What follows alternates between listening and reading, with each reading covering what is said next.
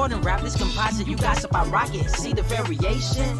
It don't matter, black or white, bring the drama, Perry Mason. I'm adjacent to the destined, counting all my blessings while they selling their soul. No, you gotta be desperate like them housewives. Hear the real with my mouth wide, path going north, but they still hear the south side in me. These rappers are actors who giving out Emmys. Find me a Denny's looking proud of their penny without an Oscar. I'ma lay it proper. Father, this sound ironic, didn't have a papa for most of my life. Foster home to home. Don't let me start. Comment tell me about real love. It starts in the heart, not the pants. Born without a chance. Probably met destiny plenty times and noticed when she glanced at me.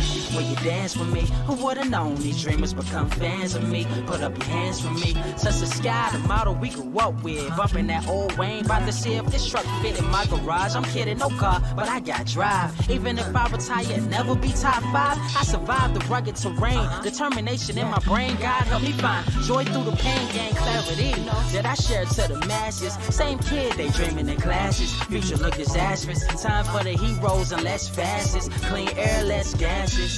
But y'all know what I'm trying to convey. Chase strings, play games, watch a few anime. Found a path to be great, not a moment to waste. Mama check it, don't worry, I'm straight.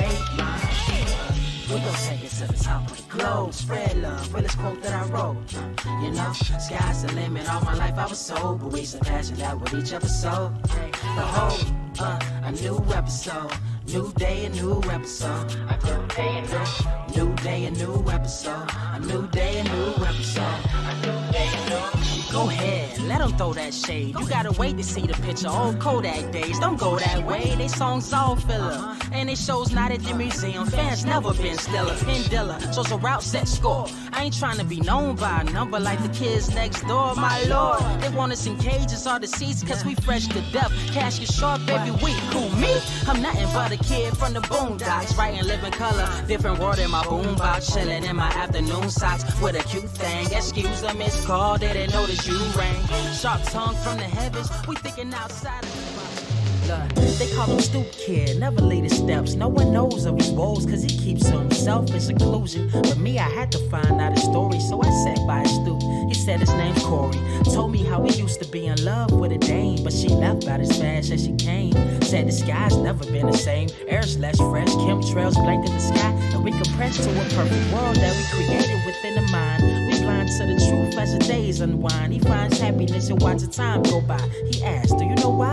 Cause at least I'll know when we die. Society's engulfed in trends, and it's hard to find friends when your vision ain't the same through the lens. A cleanse what we need, but our pride won't accept it. Love's like a precious baby girl, and I'm wishing that we kept it. Neglected all our principles, kids laughing at me every day. How conventional, all one-dimensional. I wish I was invincible, I would just fly away. Aim for the sun, hope to land in a higher place. That's my escape from reality. Life is a dream, but it seems we've been sleeping in ravines. For now, I'ma chill with the ranting. Sit up on my stoop while the kids keep chanting. Stoop kids afraid to leave the stoop. Stoop kids afraid to leave it. Stoop. Stoop kids afraid to leave it. Stoop. Stoop kids afraid to leave it. Stoop. Stoop kids afraid to leave it. Stoop. Stoop kids afraid to leave it. Stoop. Stoop kids afraid to leave it. Stoop. Stoop kids afraid to leave it. Stoop.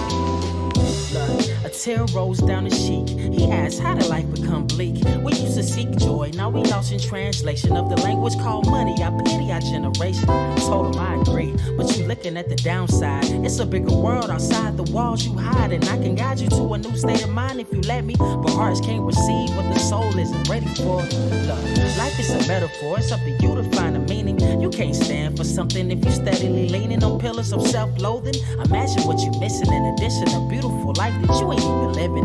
Places that you never been, people that you'll never meet. Happiness if you're willing to seek beyond the stoop of your seclusion, but really just a barrier to block away the image of a place much scarier called reality. He stopped me mid-sentence, took a step down like a sinner doing penance. Said he wanna take a chance, thanks for the referral. Safe to say this boy's gonna finally leave the world, so stoop kids gonna leave it. Stoop kids. Are you ready? Word wise, grass only greener when it's fertilized. Gave them truth in these songs, they prefer to lies. Destiny beautiful, adrift in her purple eyes. You can't see me, you Stevie, wondering how I reach more evolutions than Evie and make it look easy. Dream on, yeah, dream on, dream weaver.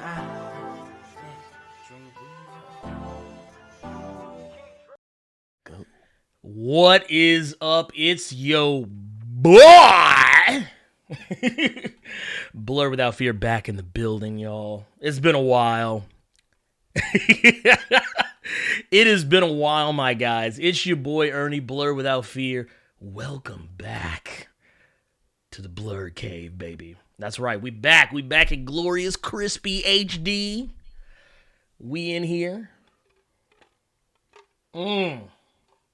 He's talking to me. We back in here, and you know what? It's dangerous to go alone, players. It's dangerous to go alone. For those of you who don't know, y'all might not be familiar. Some of you may be new. Y'all might be new to the channel. But if that is the case, talk to him. I got my boy with me right here. Y'all know how we do. It's dangerous to go alone. Got the brother, one above none with me. What's going on, player? What's up, good people? We back, baby. He in here. He in here. God damn it. What's going on, player? God damn it. Wait a minute. Would you say we are in Magnus mode? Magnus mode, god damn it. That is right. So, ladies and gentlemen, for those of you who don't know, this is our first Blerd Cave back on YouTube. Remember, we're going to get into some stuff. We got some stuff to get into, but I want to give you a little bit of background. Give you a little bit of background real quick before we get in this shit. God damn it. Because basically what was going on was a while back, your boy got fucked on. Your boy got fucked on. You know what's happening? Basically, because y'all know me. I like to try and play like little videos, cute little videos, stuff like that. You know, just stuff to kind of trip with y'all, man. Show y'all what's going on in the wide world of comics and comic book movies, all that good shit. But I got flagged. I actually got flagged twice. Once was a false claim. It was when I did my Spider-Man Homecoming. Not Homecoming, it was Spider-Man Far From Home spoiler review, and Sony wrongfully, and they admitted so, wrongfully flagged me, and they took it back. Well, the second time, Bandai Namco flagged me for showing, I think it was actually when I did that, when I showed y'all that clip of Thunderbolt Fantasy. That one stuck. But that joint was good, though. It was good, though, and people went to go check it out, but they didn't give a shit. I even contacted Bandai Namco, and they were like, no. Fuck that. They were like, stupid, I'm not gonna let you get the chance. They're like, nah, player. They're like, nah, player. Nah, pimping. You gonna eat this L, man. They're like, here, look. Yeah, normally I'm the one handing out the L's. Bandai Namco came up to me, and they were just like, hold this L, my guy. And who am I? Who am I to contact Bandai Namco? But I did. I contacted them, and they were not having it. Look, I say who you are. You're goddamn here. Look, and you know what they said to me in Japanese?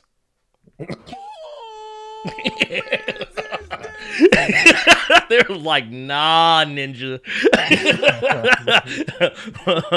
No, but no, for real though. For realsies? We are back. We did the young thing on Twitch. Now I want to go ahead and say right now, if anyone who is from Twitch, remember we did a little poll not too long ago talking about what the future plans were. I'm not getting rid of the Twitch. The Twitch is still a thing because we got a community that kind of built up over there in the wake of all this happening.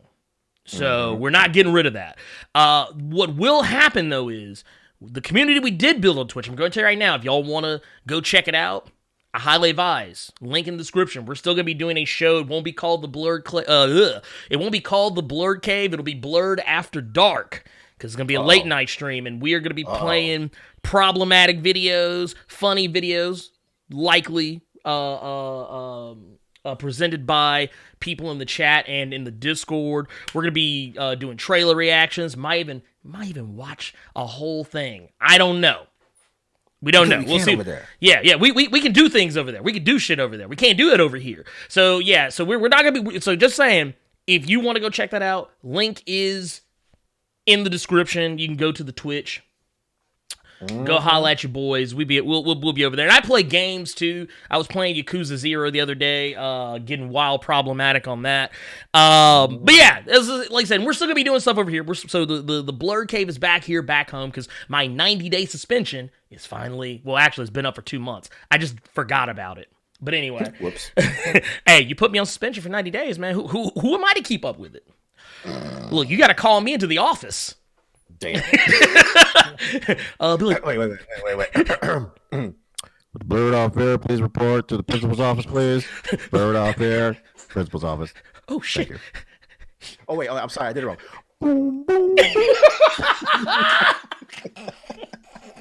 Look, my ass is gonna be sitting there talking about some. What did I do?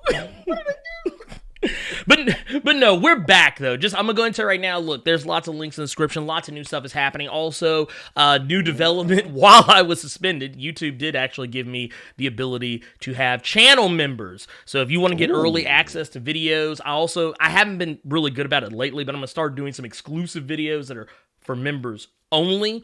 So people were asking me like, hey, why aren't you covering Black Panther right now? Well, I have. I actually have done 2 videos on it, and they're in early access right now. So you can go check out the members panel for that and all that good stuff. I also noticed we're having a little bit of a backwards day here. Oh, what's going on? I'm the one usually with the Batman shirt on. Yes. And you are usually the one with some sort of anime Japanese characters on your shirt, sir. Yeah. We flipped it today. Hey, it's okay. Look, I'm repping that Batman. Yeah, I'm repping that Goku. Y'all can't see it, but that Goku. That Goku song. That song Goku. That Goku song. That song Goku. Well, you know what? Himself. Yeah, hey. Worst dad ever, but the greatest fighter of all time. That's right. Ladies and gentlemen. Oh, I get to say this now. Super chat. Oh yeah, by the way, that's right. Super chats are a thing. Don't forget, if you want a question answered on the spot, or you just want to show some love to your boy, the Blerd Without Fear, hit me up in the super chats. I'm here too, fam. Oh yeah, and you want to ask one? You can ask Brother One a question too. Hey, I'm just saying. By the way, my guy. Your guy. Michael Raleigh, better known Talk to him. better known as that young Salton Sea. Ooh. He says, "We back, baby." I added the baby, but I'm just saying because I got to add a baby to everything. Yes, that's how I roll. Shout out Salton C. Salton C. That's right. That's at twitch.tv/Salton. Yeah. Oh, there you go. It finally showed up on the. Screen. I was like, is it not going to show up on the screen? It finally showed up. But there you go. So I'm gonna give it time. But there you go. See, like I said, look, he's already opening the gates up. Super chats. That's what I'm saying. Super chats. A life blood of the channel. Super chats. Mm-hmm. Straight to the vein, baby. Straight to the vein. Straight to the vein. Just give it to like right there. I need it. Right there, pimping. Right there. Anyway, we got a lot to talk about today because we are back once again. We are going to talk about a lot of things. Real quick and give you a rundown because I like people to know what's what. We are going to be talking about that Doctor Strange 2 because there's some rumors, some wild rumors going on with that. We're also going to be talking about what's going on with that Miss Marvel Disney Plus show. We're going to be talking about some Thor Love and Thunder news. We'll also be talking about a beloved Spider-Man villain who will likely be coming into the next Spider-Man movie. Could be a thing. Okay. Let's see. We've also got word that Joker has a new main squeeze. Oh, Joker got a new bitch? He got a new bitch. Oh, shit. He got Miss New Booty. Oh, damn. We got one I'm talking about. He got Miss New Booty up in here. We have also got... oh! Wow! Wow! Look, see, y'all killing me right now. This one comes from Sister Dark Angel. Sister Dark Angel asks, so which one of y'all got the sweatpants on? Oh, Lord. Plot twist, Dark Angel. We both have sweatpants. Look here. I don't know if you can see it, but look, I got my Punisher sweatpants on. Oh, damn. Got my Punisher sweatpants on, baby. My Adidas dark grays on. You feel me? We ain't shit. We ain't shit. We never said we were shit. Now, for those of y'all who don't know. See, there it is. Boom, right there.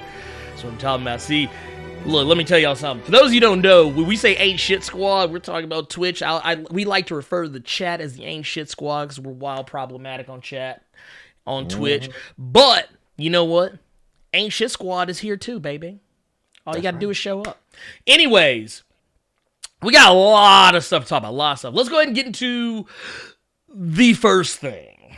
Let's get into the first thing. Talk about it. Let's go ahead and talk about this. There have been some wild rumors, wild speculation. We got a little bit of news courtesy of Geek Tyrant. Right here, Sam Raimi. Or Raimi. Is it Raimi or Raimi? I always get it mixed up. I think it's Raimi. We're going to say Raimi. We're going to say Sam Raimi is in talks to direct Marvel's Doctor Strange in the Multiverse of Madness. Also, Doctor Strange 2. So, we got word here. Apparently, word got out not too long ago that Sam Raimi was apparently tapped by Marvel Studios, Kevin Feige, all that good stuff, to come helm Doctor Strange and the Multiverse of Madness. A lot of people immediately came out, and I was one of them, like, talking about, like, this isn't real. This is fake news. It's bullshit. God damn it, that's not true. Why are you out here getting the good people's hopes up? Wait, you talking about same Sam Raimi that made them Evil Deads? Mm-hmm. Them Evil Deads, my guy. Same guy. And the Spider-Mans? And them Spider-Mans. Oh, shit. The same Spider-Mans that he referenced. Or rather, the same Spider-Mans where he referenced Doctor Strange. When they were trying to come up with names for Spider-Man or whatever. And they brought up Doctor Strange. It's like, oh no, it's taken. They were coming up with the name for Doc Ock. Doc Ock, that's what it was. Doc Ock. Whatever. It's been forever. But that's what you're here for. But the thing I thought was really funny about it, is that all this seemed like rumor, conjecture, maybe a little bit of speculation, some theories. A little sprinkle. Until former Doctor Strange in the Multiverse of Madness director Scott Derrickson spoke up about it. And your boy, here we got him on the young Twitters, he said, I've worked with Sam Raimi, one of the nicest people I've known in the film business, and as a director, a true living legend. What a great choice to take over Doctor Strange. Now, this is apropos of, this literally was tweeted, I think, a day or two after the rumors originally circulated. Now, a lot of people are probably asking themselves, why? Why Sam Raimi? Why would I want Sam Raimi, who directed Spider-Man 1, Spider-Man 2, Spider-Man 3, which we don't talk about. Why would we want this guy? Why would we want him to come in and direct a Doctor Strange sequel? Like, why? Why would we want that? Well, I'm going to tell you why, ladies and gentlemen. I need to know. Okay, so earlier, you heard One Above None mention that, he directed, Evil Dead. Well, originally the thought process was that they got rid of Scott Derrickson, or rather, they didn't really get rid of Scott Derrickson walked away from the sequel because he couldn't make it as much of a horror movie as he wanted to make it. Scott Derrickson does have a I don't want to say like a history because it makes it sound like he's a drug addict, but but Scott Derrickson, he has, mostly been known for his horror movie work. And if I'm not mistaken, I don't want to go as far as to say he directed this one. Actually, we're going to go to the young IMDb real quick. I know he did Sinister, but I want to say he may have even had something to do with maybe not in far as a directing capacity, but I want to say that he had something in some way, shape, form, or fashion to do with, yes, there it is, found it, The Exorcism of Emily Rose. He's not a, yeah, he also did, he was a writer for Urban Legends Final Cut. Super chat. Oh, here we got that super chat. We got that super chat. Black Suede on 3 says peace, brother. Or 1. Or was that? Oh, Black Suede. You know what, dude? I thank you. Because I always miss shit like that. Black Suede 1. Coming through with the young $4 super chat says, peace, brother. Good to see you back, playa. That's what I'm talking about. That's what I'm talking about, goddammit. There you go. Oh, booyah. There you go. It finally showed him on the cameras. On the cameras. So continue. Carry on. But no, he's also done, he wrote the screenplay for Deliver Us from Evil. Let's see, he had some other ones in there. He was a writer and director for Hellraiser Inferno. Let's see, he also I did not know he actually directed The Day the Earth Stood Still. Not a horror movie, but yeah, maybe only horrible in the sense that it's just weird. I mean, Drag Me to Hell, The Quick and the Dead. Yeah, that's plan. But like, but the case in point, Sam Raimi, those last couple of credits, the ones that brother one's talking about, the Quick, not so much Quick and the Dead, but Drag Me to Hell, Evil Dead. Those movies are probably more in the vein of what Disney wants, for lack of a better way to put it. Maybe I'm not saying now.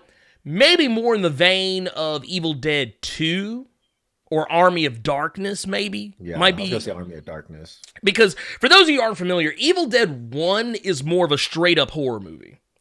It was a straight-up horror movie that was shot on the cheap. It's very cheesy, very campy, but I would dare say, nowhere near as campy as Evil Dead 2. Which Evil Dead 2 always kind of felt was like a soft reboot of Evil Dead 1, because it follows the same kind of plot points and progression. It's been a while since I've seen it, but that's just how I remember it. And that's honestly how most people remember it. Most people don't talk about Evil Dead 1. They usually talk about Evil Dead 2. That's the one they're usually mean to talk about. An Army of Darkness, but whatever. Point of the matter is, that is going to be the reason why you are probably going to see Sam Raimi take this over, and why it's probably the best possible choice. Now, does every movie Sam Raimi make, is it lit? Is every movie lit? No. God, no. I would dare say, and I actually say this about the Batman Dark Knight trilogy as well.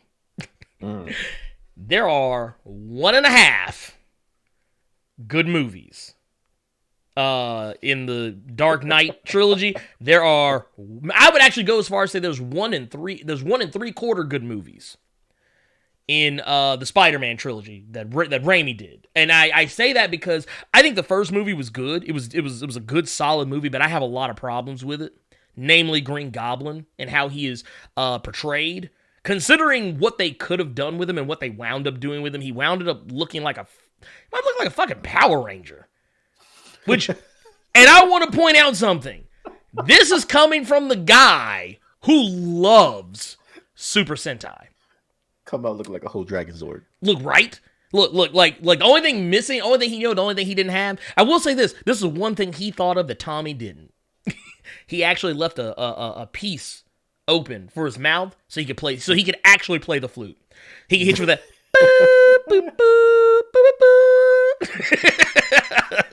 Well, the thing is, you got William Dafoe, man. You got William Dafoe. And no. Norman Osborn, good character. Yeah. Green Goblin, not good character. Because Willem Dafoe was actually good when he was out of the suit. And I even think that his voice was good in the suit. But the actual look of him, hell to the no. Yeah. And for those of you who don't believe me. Amazing. No, and you know what, for those who don't believe me, now I think I've shown this. What you put up now. Oh, no, this is just a picture, not a video. Orochiki said the glider was dope. I agree. No, the glider The glider was amazing. I love the glider. The glider I thought was actually really well done. Now I'm going to tell you right now, the picture that I'm going to show y'all here. Let's do it this way. Even the pumpkin bombs. The pumpkin bombs were great too. Yeah, no. I thought the pumpkin bombs were great. Here, open that in a new tab. And then, here, let's do this one. This is actually probably the best. This one probably has the best, like, overall, look. Shit, my favorite scene from that movie is probably when they're fighting in the building that's on fire. Oh, yeah. No, I thought that was lit. Dude, that was lit. But hold on, here. Okay, so I'm going to show y'all. I finally got it. I finally found a good one that, you know, is decent enough to show. But here, okay, so for those who don't remember, this right here is of course, is the one that they actually use, where he's got the gaping mouth open. You can clearly see his eyes. He looks like a whole ass fucking Green Ranger. But then, here, let's go to this one. There's this one that they did, and this one was emotive. It actually, the face could move. It was basically set to move based on Willem Dafoe's facial expression. So when he made a facial expression, that's what it would look like. And it could open its mouth, it could talk, it could do everything, and make it look like it did in the comics. And I think it would have actually worked. But that said, that is not the version that they used. And I think that is awful. But what the fuck do I know? Marvel has not, long story short, Marvel has not come out and said anything one way or the other about this, whether it's actually happening, it's not happening, whatever. All we really have to go on right now is a bunch of hearsay that's been coming from a lot of different places, which means it's probably true. And if Scott Derrickson's putting, he's going to be a great director for that, or he fit that role, that's pretty much saying that it's going to happen. That's pretty much all I need to hear. Scott Derrickson said it. Fuck it. Because you know what? Honestly, the only people who really know are people who are still in the room. And here's the thing. Okay, here's the thing we got to remember. Scott Derrickson, he resigned as director. Yep. He is still producer. And if he's a producer, he's executive producer. He's executive producer. So if anybody would know what's going on with that movie, it would be him. And I would like to believe he wouldn't put out that type of misdirect. I mean, granted, that's what they do. It's what MCU directors, it's really what most movie directors do, but MCU directors specifically. But I mean, why not? You know what I'm saying? He's still there for it. You know what I'm saying? He's not in the director's chair, but he's still got eyes on the project. So I mean, it's still his story to a degree. Yeah. He gets to oversee it. He's not going to have the thing is, he won't have as much control, like direct control over like the cinematography, maybe even the he probably still has about almost as much control over the script, if maybe not a little more. But at the end of the day, he's the only one who's close to this who said anything. So right now, I'm going to take his word that maybe there is some credence to this. Because honestly, Scott Derrickson's been very vocal in the past. If something's not true, he will say it. He'll be like, no, that's not true. And this is something where he could just easily be like, no, this is not true. These are unsubstantiated rumors, unsubstantiated claims. No, this is not true. He could have just as easily have said that than saying what he said. So I believe, it's just me, I'm just a dude. Behind a chair. Look, I'm just a dude sitting right here in this chair with a microphone and a very expensive camera pointed at me. I don't know shit. Okay, I don't know shit.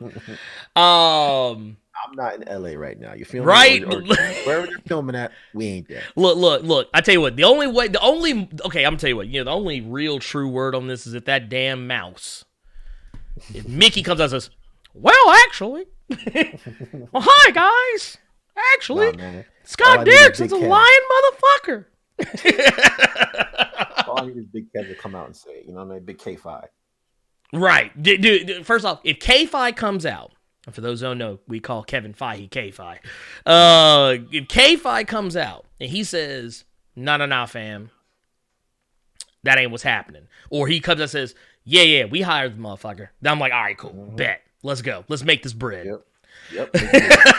Let's make this bread real quick.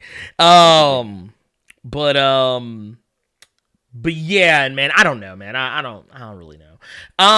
That said, I mean, do you have It seems substantial to me, dude. What do you? I mean, Yeah. we're in the same boat. You know what I'm saying? If Scott Derrickson is coming out on his official Twitter making a statement, that's what it is. Oh yeah. And I'm 1,000% on Orochi Geese. He said he might not be directed, but he still got the book. Exactly. Still got the book. He still got the book. God damn it! Which for those of y'all that don't know, because we do a little we talk about a lot of wrestling too from time to time. By the way, and I'm gonna tell y'all right now, if we say he got the book, that means he has control. He's still control.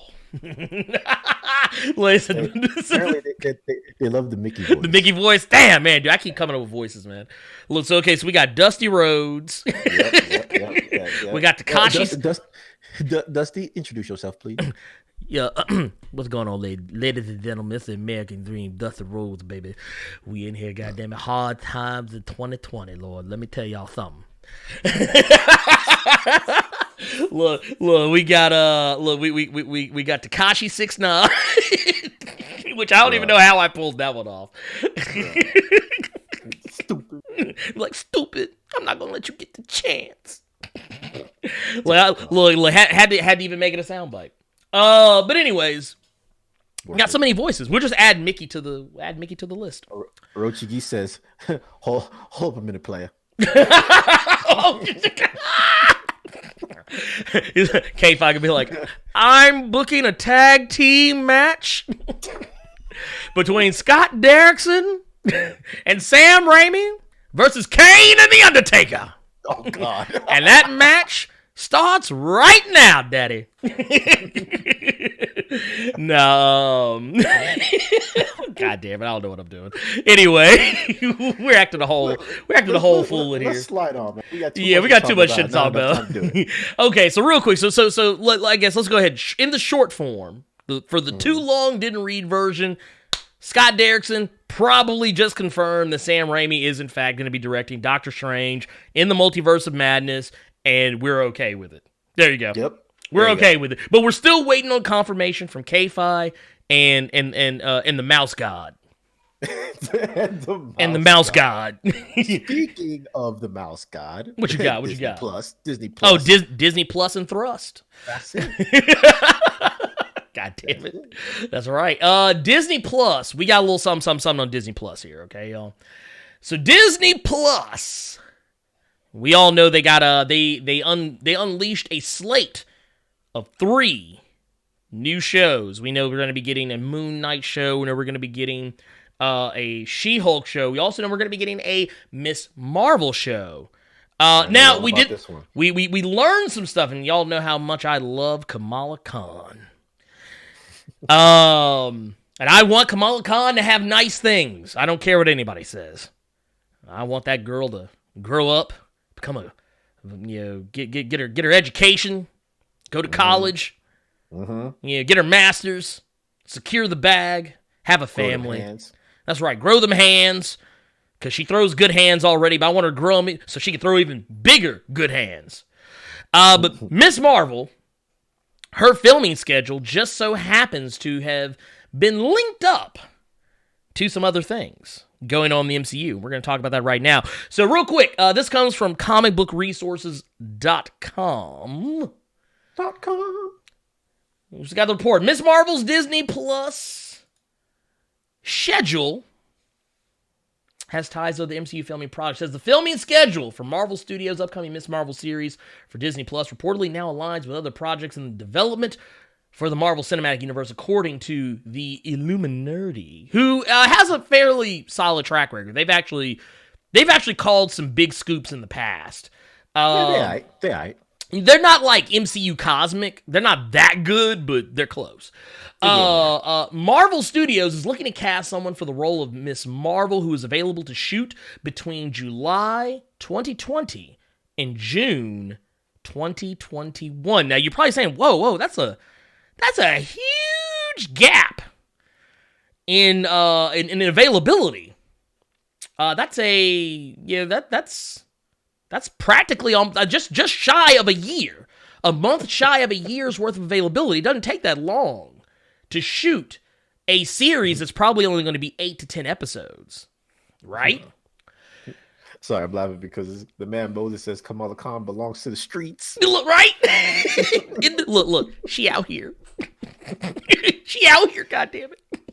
But look, they said this is similar to a previous rumor stating the series would start shooting in late 2020, but additional information now leans towards the filming to last only 4 months, which leaves 8 additional months for Kamala Khan to appear in other MCU projects like Captain Marvel 2 or a second season of Miss Marvel. Now, let's go ahead and keep it 1 milli. Okay. Let's go ahead and keep it 1 milli. Here's the main thing I took away from this. Now, Brie Larson has been very vocal about the fact that she wants Kamala Khan in the Captain Marvel sequel as early as Captain Marvel 2. She's gone on record as saying. Okay. So that makes sense. It would make sense for her to appear in Captain Marvel 2, which is going to be shooting around that same time. Reports also go on to say that Captain Marvel 2 will have a 2022 release date, which means it'll probably be shooting up in and around into 2021. It will happen. Which would fall in line with when whatever actress they choose for Miss Marvel, that availability would come into play. Mm-hmm. And they said and pretty much when you really think about it, because okay, let's use Eternals as an example. Eternals started filming 3 months ago. Mm-hmm. It's already wrapped. It's already wrapped. It's done. It's done. How, Sway? How? Exactly. Well, no, that's the thing. Because Disney, here's the thing. They're shooting most of what they're using on soundstage and green screen. Now, they've done some stuff on, location. We've seen set photos of Black Knight. And I think we've seen some set photos of with Cersei in there as well. We've seen other characters as well. So, yeah, I think that, it can be done. Honestly, it doesn't take that long to shoot a big-budget motion picture nowadays, especially when it's CG heavy. This one's going to be CG. Yeah. If Eternals is already wrapped on shooting, which means the rest of this time leading up is going to be post-production. And the CG, all that other stuff.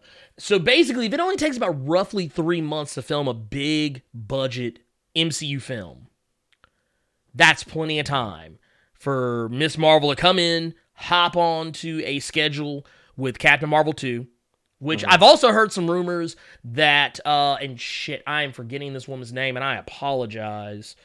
I don't want to do her dirty. What are you talking about? The actress who is going to be playing full-grown Monica Rambeau, Tiana Paris. There's also been rumor that she will probably make an appearance in Captain Marvel 2 as well, because it's supposed to take place in the present, supposedly. And here's the other thing, and actually now I'm glad I looked this up. I actually went to the WandaVision Wikipedia page, and I want y'all to see this for those who don't believe me. Uh-oh. Coming with receipts. I got receipts, homie. WandaVision is only 6 episodes.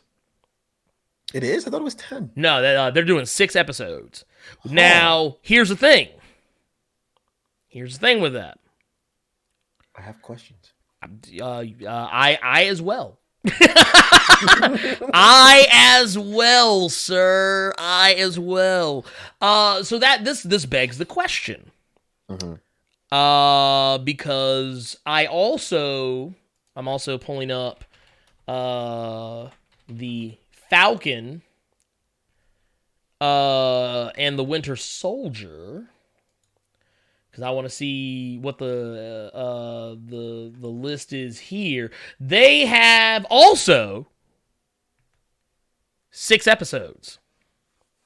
For Falcon Winter Soldier? Falcon Winter Soldier. They got Daniel Bruhl, who's going to be playing Zemo, listed to 6 episodes, which means he's in every episode. Desmond... That means that these episodes got to be at least 40. 45 minutes, maybe 50 minutes. Now, here's the thing. We have to be careful with that because here is...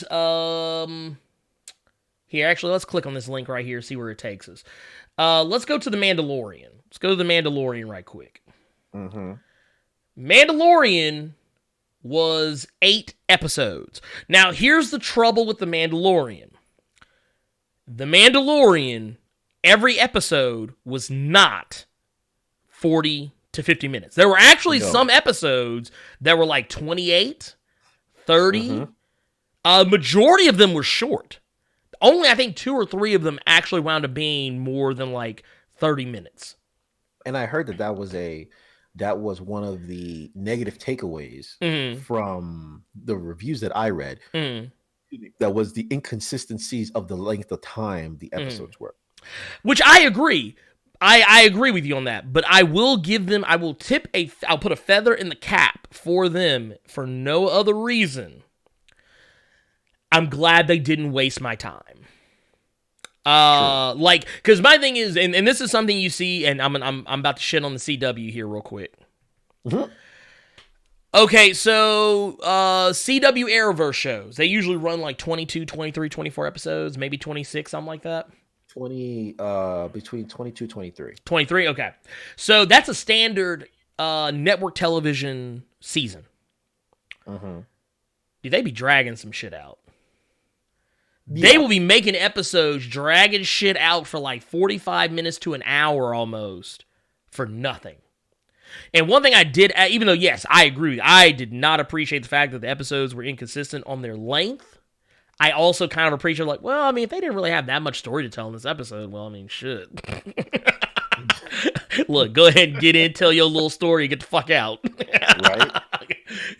Be like, look, man, we only got 20 minutes worth of script here, man. We got to make this work. Hey, I'm not gonna hold you. I thought I seen me a couple videos of Blerd Fear longer than some of them episodes. Right? Just saying.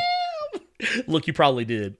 I think I have a review of the first half of Crisis on Infinite Earths, the CW crossover that's longer than longer than most episodes of The Mandalorian.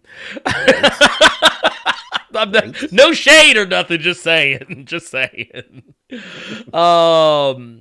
But no, I mean, what do you think about it? Do you think there's some credence to this? You think that there's a possibility? There's a huge possibility because they're talking about they want to start shooting between July of this year to June of next year, right? Something else that I'm not going to say that we overlooked, but what I'm always thinking about, because my brain always thinks about this shit, is what movies come out in that time frame. Yeah, that's true. You know what I'm saying? What movies come out in that time frame, and also, right? Captain Marvel will come out. Captain Marvel 2 will come out. Will release in 2022. Which means that they're going to shoot in 2021, like you said. So I smell backdoor, intro. Yes. And that's the thing. Marvel's been very transparent about this. They have been very transparent about the fact that all of these Disney Plus shows will lead into big screen debuts.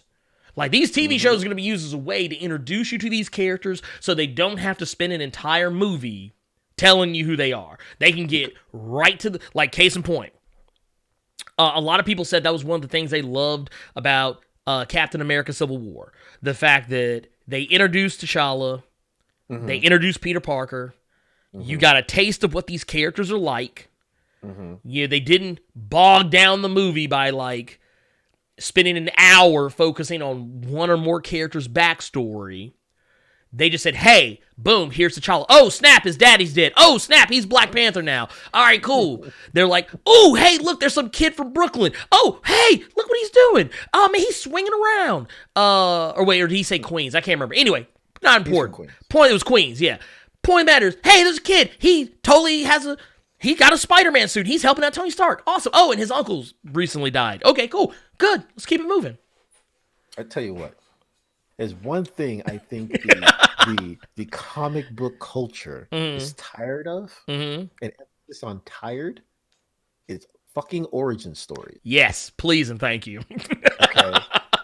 So please and thank you. When you give me a Spider-Man movie that Uncle Ben doesn't die in, dude, I'm here for it. You feel me? But I'll still have reservations because I know that you'll kill him in the next one. Thank you. You go kill his ass in the next one, goddammit. Kill his ass in the next one, goddammit. My whole thing though is yeah. I mean, I'm here for it. I want to see it. I want it. I'm down. I'm game, if you will. Mm-hmm. But yeah. Let's go ahead and keep it moving. More MCU news. Man, we're hitting them. We're hitting them today. Let's get it. So, ladies and gentlemen, speaking of MCU shenanigans. Let's see here. Let's see here. Oh wow, dude. Hey, by the way, y'all, I just want to point out we are killing it right now. We are at 71. 72. 72. Man, it's going up. Concurrent viewers. Thank you. Thank you for that. I also want to say, hey, if you want to take a little bit of time, just a little bit of time, man, Hulk smash that like button. So we can so we can raise the roof on this show and make everybody see what's going on. Yeah, that's what I'm talking about. Y'all know what I'm talking about. But anyways, let's get back into it. We're gonna talk about some Thor Love and Thunder. Thor Love and Thunder, y'all. Thor Love and Thunder. Christian Bale to play quotey fingers otherworldly Marvel villain. Now, this was announced a ways back. We've known that Christian Bale has been attached to be in Thor Love and Thunder. This in and of itself is not news, but we had no clue who he's actually going to be playing in this sequel. Now, we know a lot of things are going to be going on in this film. We know that Thor is going to be around. We also know that B, Natalie Portman has returned as Jane Foster, and she will also be Thor as well. She'll also be running around as Thor. We also know that Valkyrie, who has been made the king of Asgard, or New Asgard rather, she will be there, and she will be seeking a queen, potentially. We don't know if that'll be Natalie Portman's character. We don't know if that'll be Jane Foster or not. But what we do know is that Christian Bale has been tapped to play a villain. Now, we don't know who that character is going to be. We don't know yet. It has not been officially announced. A lot of people came out the gate saying, oh, he's going to play Beta Ray Bill. And I'm like, dude, the fuck? The fuck? I'm like, why would you hide Christian Bale under all that CG? Come on now, ladies and gentlemen. And then some other people have said that he might, and this is actually the character I said he might be playing is Dario Agger, or Ager, I think it's Agger. But anyway, who is your what's the word I'm looking for? He's your shapeshifter. He's the CEO of Roxxon, who is a shapeshifter. Usually kind of walks around as a big ass minotaur. I was like, that's more likely, because Bale even looks like the guy. I mean, like I said before, and I think I might have said this while you're on vacation, but it kind of ties in all that cloak and dagger business. Yes. You know what I'm saying? Yes, because they dealt with Roxxon and all that entailed. Well, according to, once again, Illuminati, Bale isn't an official lock for the role just yet, but in terms of his potential character, he could be playing the film's main villain, an alien being who is simply described as otherworldly. That narrows it down. Right? Now, they say the otherworldly description leaves a lot of room for interpretation, though confirmation that the actor will indeed play the film's lead villain may narrow things down. And then again, the Asgardians themselves, essentially considered aliens in the Marvel Cinematic Universe. This news may raise even more questions. We won't really know, probably with 100% accuracy, until we get closer to November 5th, 2021, which is almost a whole, it is over almost 2 years away. It's about a year and some change. Yeah, year and some change. Well, yeah, we're already in February, so I mean, yeah, Jesus. Look, man, 2020 already moving fast. Oh, hold on. Happy Black History Month to all of you in the chat. Oh, yeah. That diaspora. Right. Right. By the way, I want also just a little side news since we're talking about Black History Month, which once again, happy Black History Month. I want to say that just because I like to give little teases. So yeah, we recently dropped the Jon Stewart video not too long ago. Now we've also got in the pipe. I just finished it. It was in the crock pot cooking. It's finally done. Oh yeah. Night Thrasher. A character breakdown of Marvel character Night Thrasher, which is going to be going up today for members, and you'll get it a few days earlier ahead of everybody else. And the next one, going to give you a tease of what the one after Night Thrasher is going to be. We're going to be switching over to DC and talking about my girl, Nubia. So, man, look at you. Look at you. I'm out here, man. You know me. I'm just out here playing. You know, every now and again, I gotta. Cut the check. You know how we do. But something I just thought about, player. What's up? I know we keep flip flopping between Marvel, DC, and all that stuff, but you remember a conversation that K-Fi had a couple months ago, where it's like, Phase 4 is kind of shrink things down back to a earthly level, and all that bullshit. Lying ass K5. Here we got Thor, Doctor Strange. Look, Fantastic Four returned to is back in the fold. He said, Guardians 3. Look, he already confirmed Fantastic Four and mutants for Phase 5. Look, we got whole ass half vampires, daywalkers and shit. Look, got celestials coming down from the sky. I mean, what the fuck? Lying ass.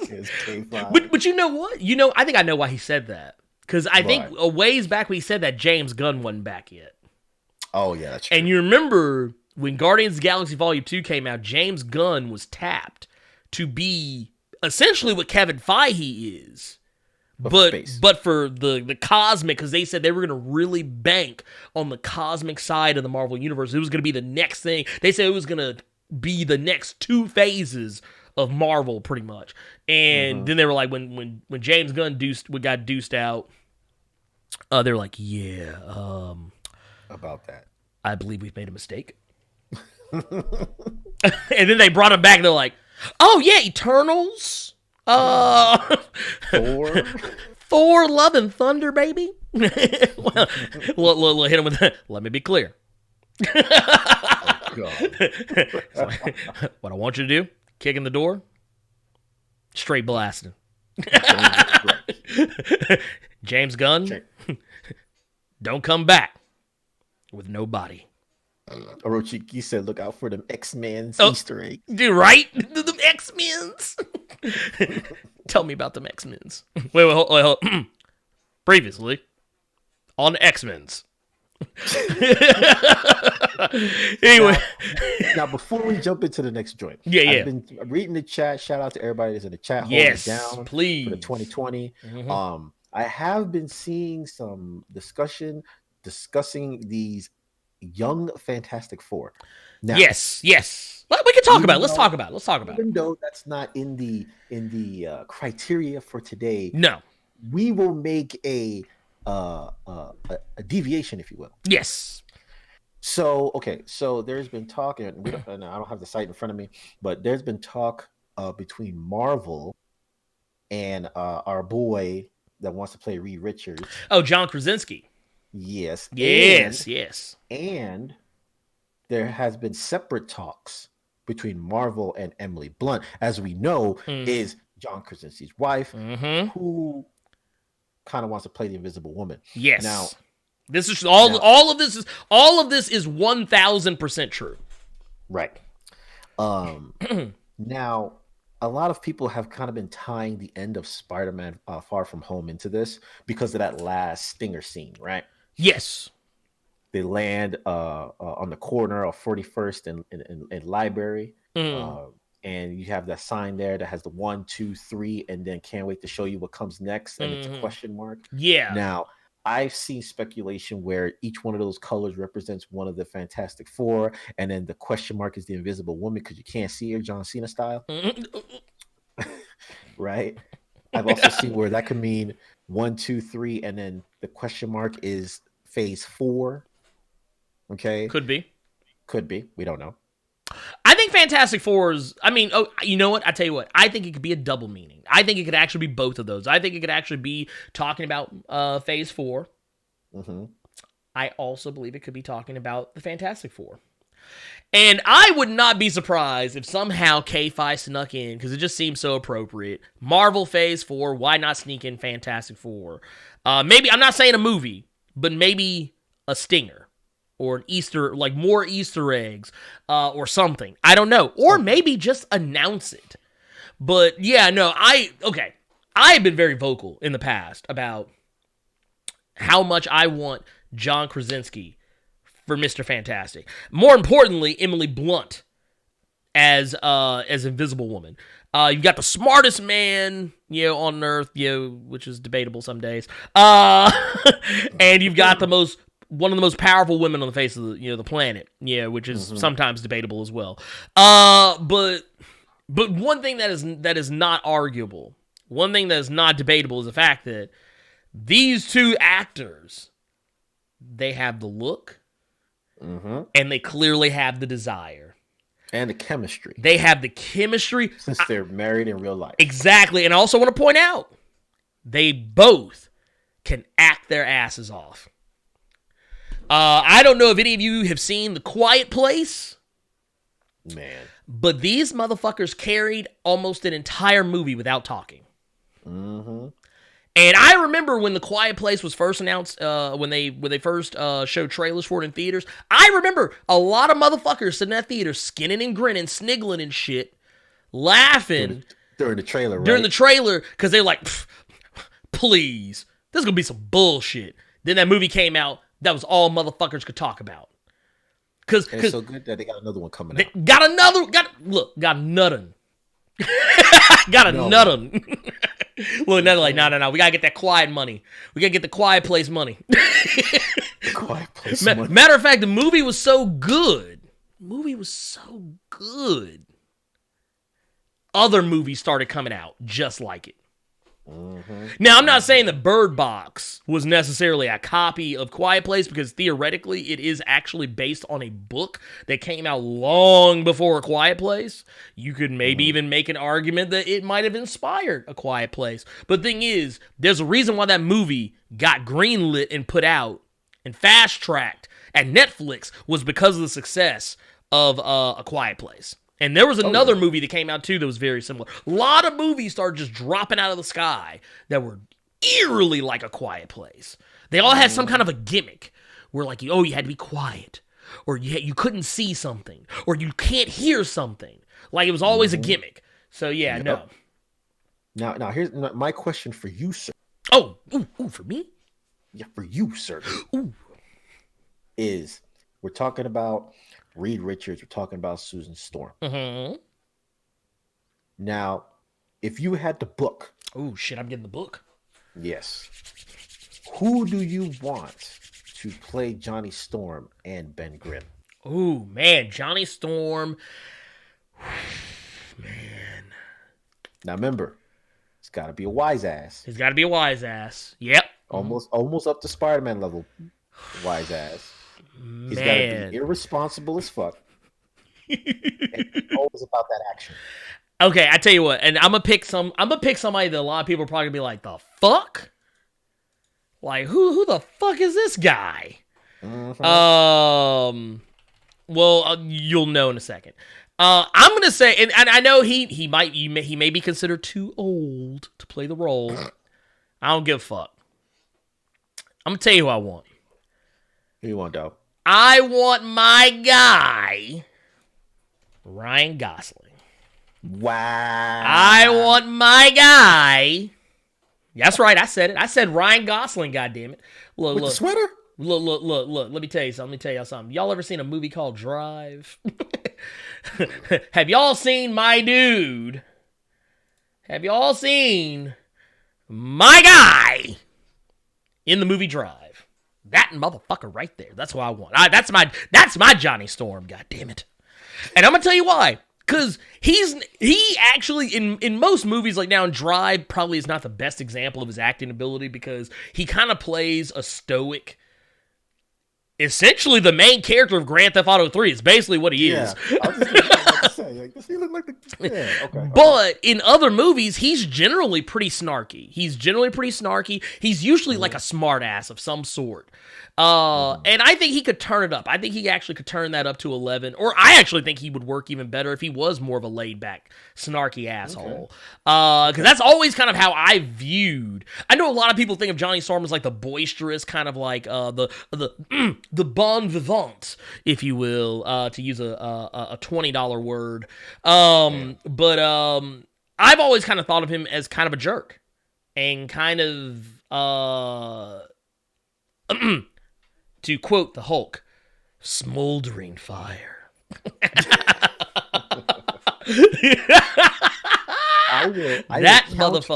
motherfucker. That's who you got pimping. Give me who you got? Zac Efron. Dude, okay, you know what? Here, wait a minute. Here, wait. Give it to me. Here, wait a minute. Here, let's give me Zac. I tell you what. Efron. I tell you what. You know what? I can't fuck with that. I can't fuck with that. Well, no. I'm saying I can't fuck with that pick. Nah, that's a good pick. Like Zac Efron. I can actually see Zac Efron pull this off. Because now that you said that, I'm like, damn, actually, he would be a good. Go back to Zac Efron and Baywatch, dog. Oh, dude. In the Baywatches? In the Baywatch. In the Baywatches? Hold, let's see. Let's pull up Zac Efron, Baywatch. My guy. Oh, damn, dude. My boy is jacked. Dude, my boy. Hold, wait a minute. Let's give me Zac Efron with the H. Look. Dude, my guy. Saying. Dude, okay, you know what? Fuck that. Yeah. Okay. Fuck Ryan Gosling. That dude. Fuck that motherfucker. Look, I'm just saying. Look here, go ahead. Cut the check. I'm here for it. Let's do it. Let's go. Now we got to figure out who Ben Grimm. Now, okay. Mind you, it's mostly going to be CG. It's going to be CG. I tell you what, I think in this particular case, man, I'm not going to lie, this is probably one of the few times in life that I would actually say, you know what? Can we go back in time? Don't tell me you're going to do what I think you're going to do. Can we go back to a world and pretend that the original Fantastic Four, those first two Fantastic Four movies didn't happen, so we can... Please tell me you're not about to go grab Michael Chiklis. Look, I'm just saying, can we please? Look, all right, fuck the rubber suit. I thought he actually played a good Ben Grimm. Like, he played a good Ben Grimm from the classic comics. The classic comics Ben Grimm. Maybe not so much for today, but that was just what I liked. I thought he actually, of all the things in that movie, there were only two things they got right. One of them was Human Torch. The other one was Ben Grimm. Those are only two things about those movies they actually got 100% accurate. Now, I will say, if you want to go a little new, you want to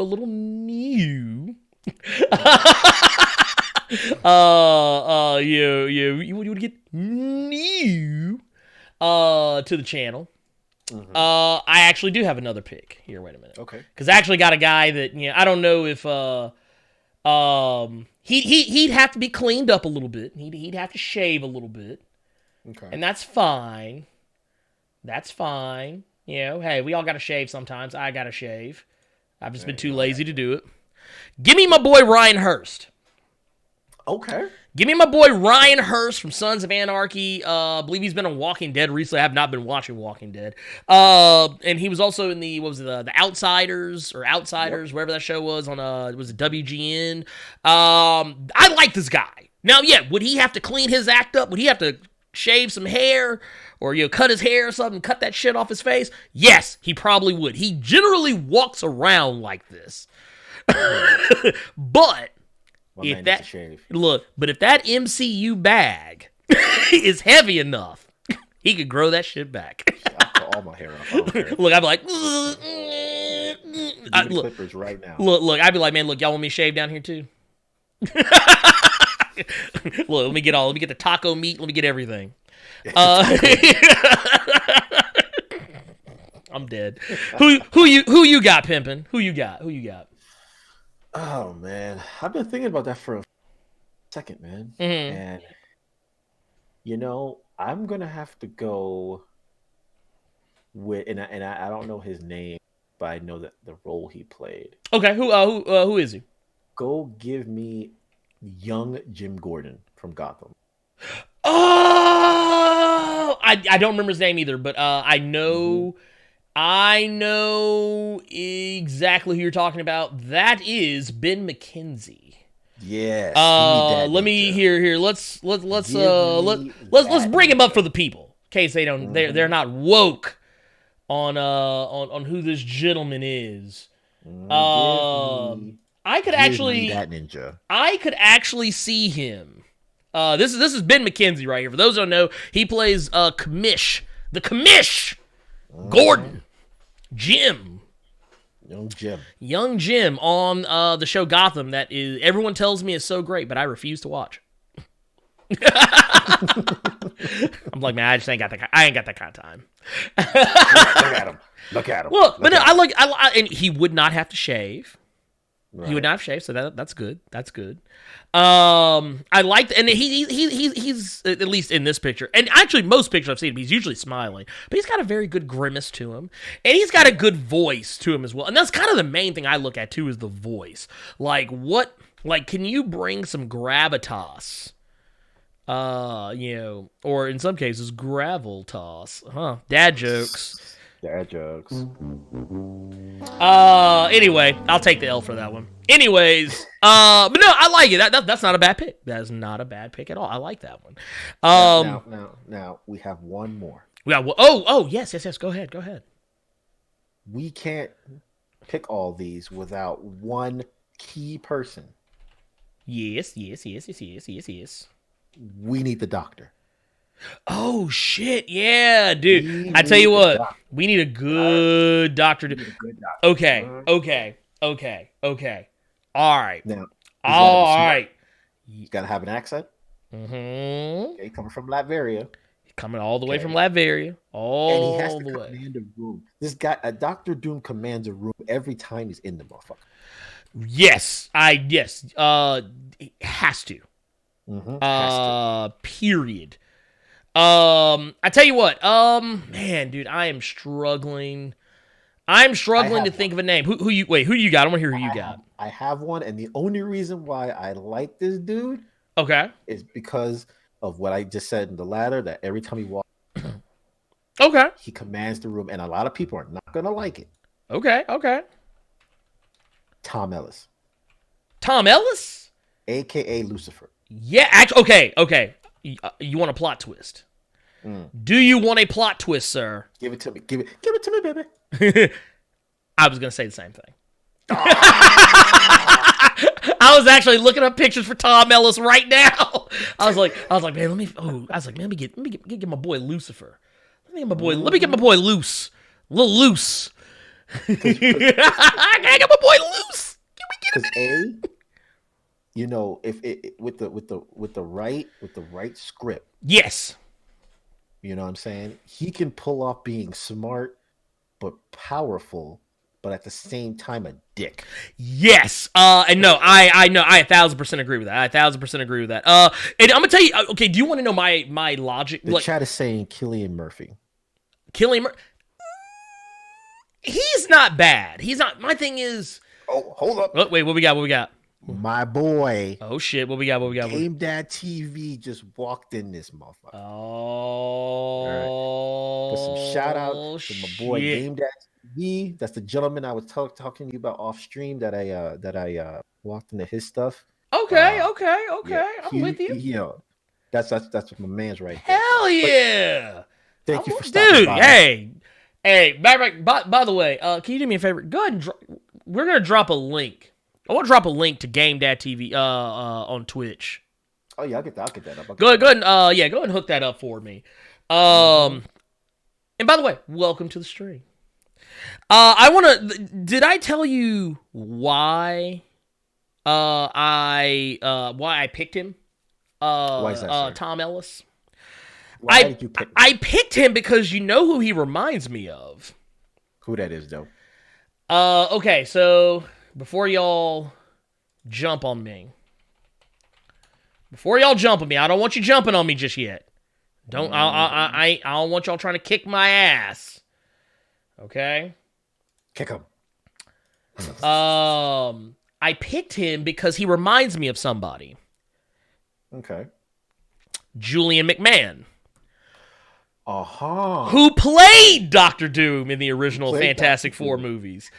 And he looks like him. He does. Now, here's the thing. Now, you heard me say earlier that the only two good things about those first two movies were, 1, Johnny Storm, 2, Ben Grimm. Well, there's technically a third thing, and I don't talk about it very often. I don't like the way Doctor Doom's origin was done because they kind of tied him in with the Fantastic Four more, where they were using the ultimate Marvel Universe version of the Fantastic Four's origin to tie him in. I didn't like that, but I actually did like him as a character. I didn't appreciate the fact that he didn't have his Latveria origins as strongly as I would have wished. Right. You don't learn about that till the end. Yeah. We don't learn about any of this stuff until like way later. But I actually liked him as the character Doctor Doom. I actually did not hate his portrayal. I thought that he had a good voice. I thought that I was reading interviews of this guy. He had a very clear understanding of who and what Doctor Doom is. Like, even getting down to, like, he was even talking about how, like, he would get the hand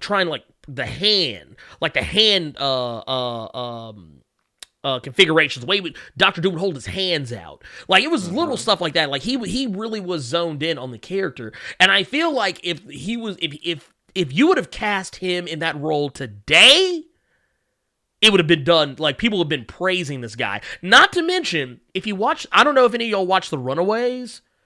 This dude is amazing in The Runaways. Yeah. This guy. Man.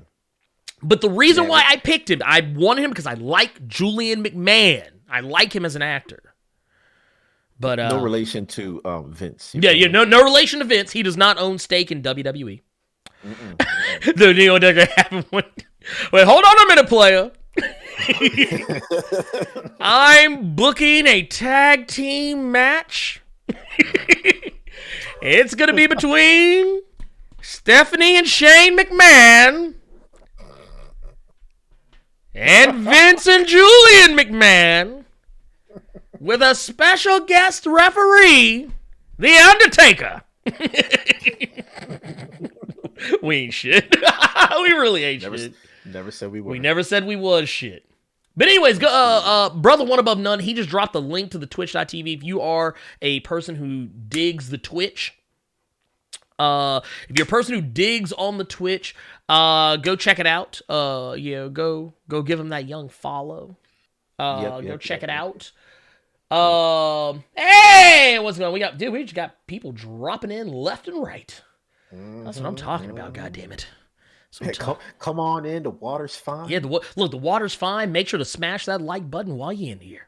You know what I'm go ahead and grab your Mai Tai, your Acapulco shirt. Look, your 24 ounces of cranberry vodka.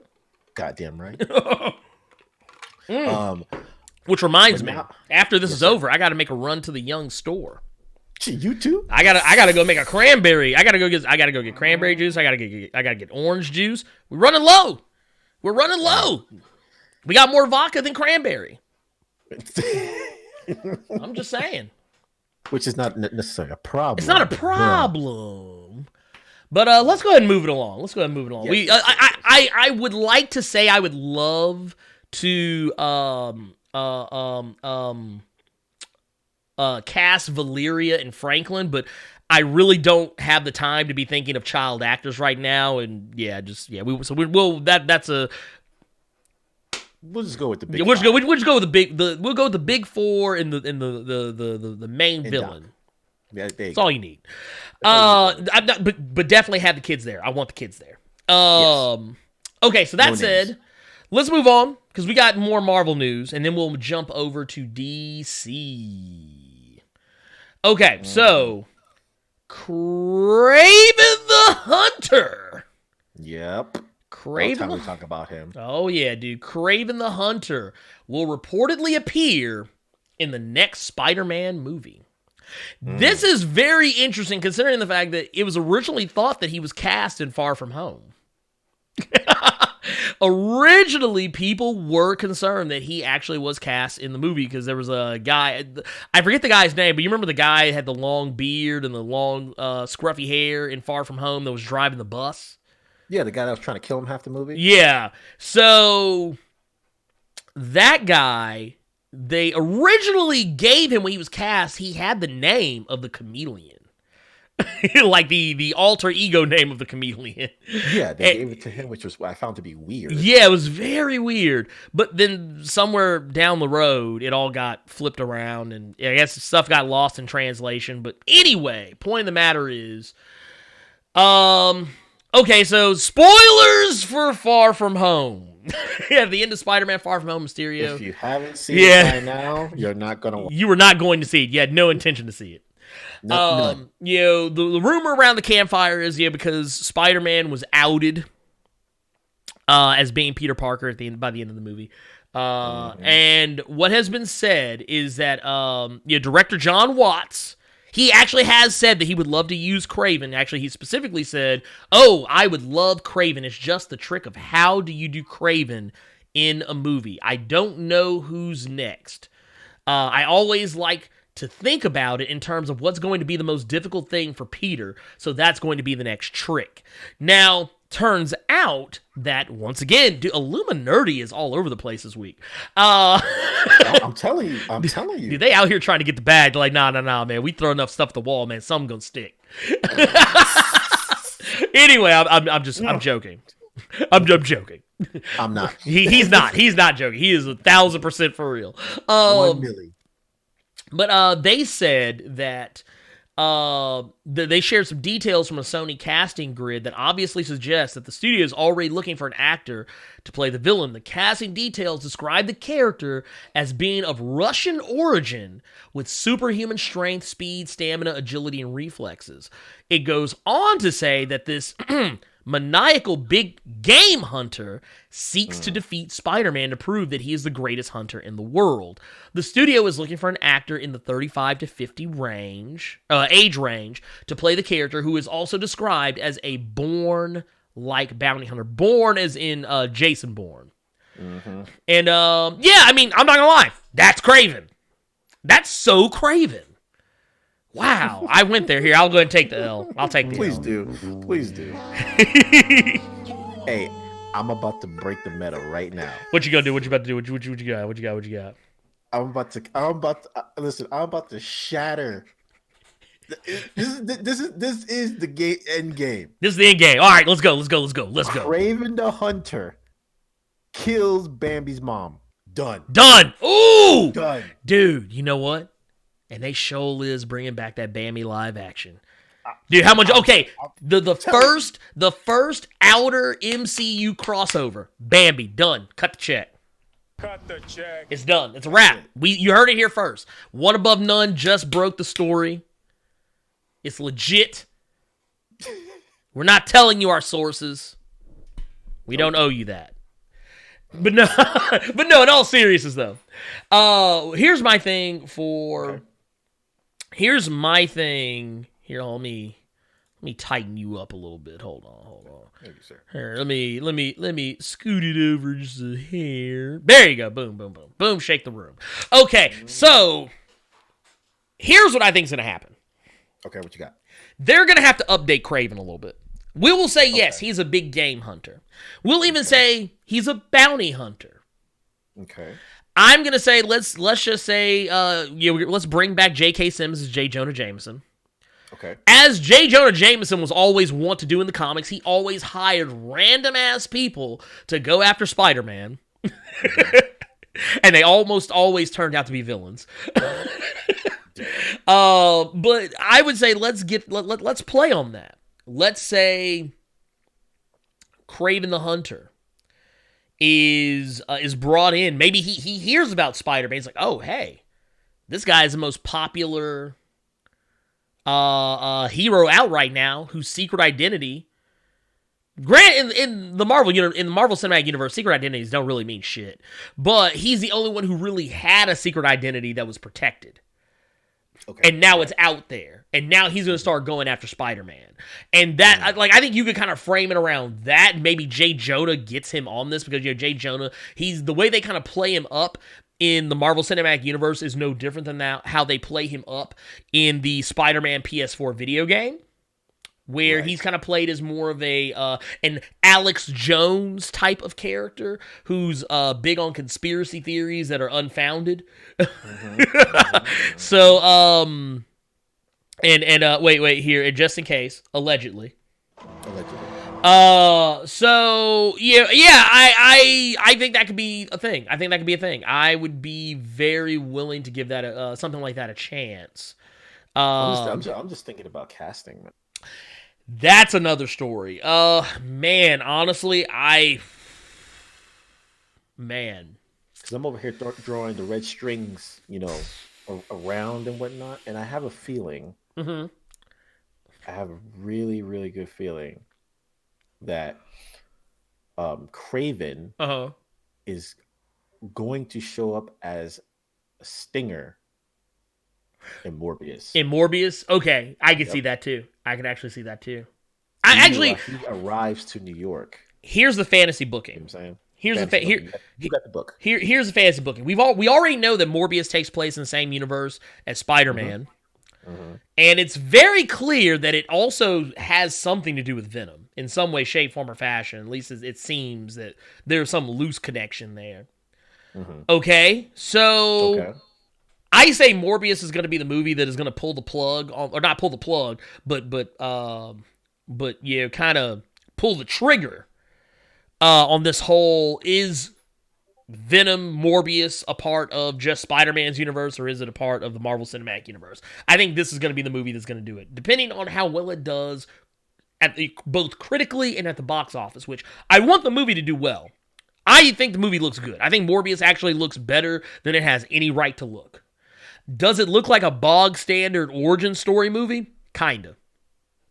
But that doesn't necessarily mean it will be a bog standard origin story movie. But I see a lot of Foxisms from like I got some hints of some old Foxisms, like some of y'all who remember what was it, Ghost Rider and Daredevil and so on and so forth. The Morbius trailer gave me a little teensy bit of those vibes, but I think that maybe it's just the way that the trailer was cut.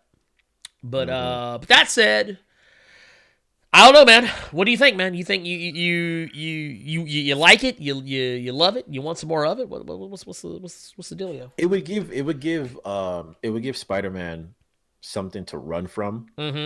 Which he does need something to run from. Because he hasn't. He faced off with. They had Vulture in the first movie.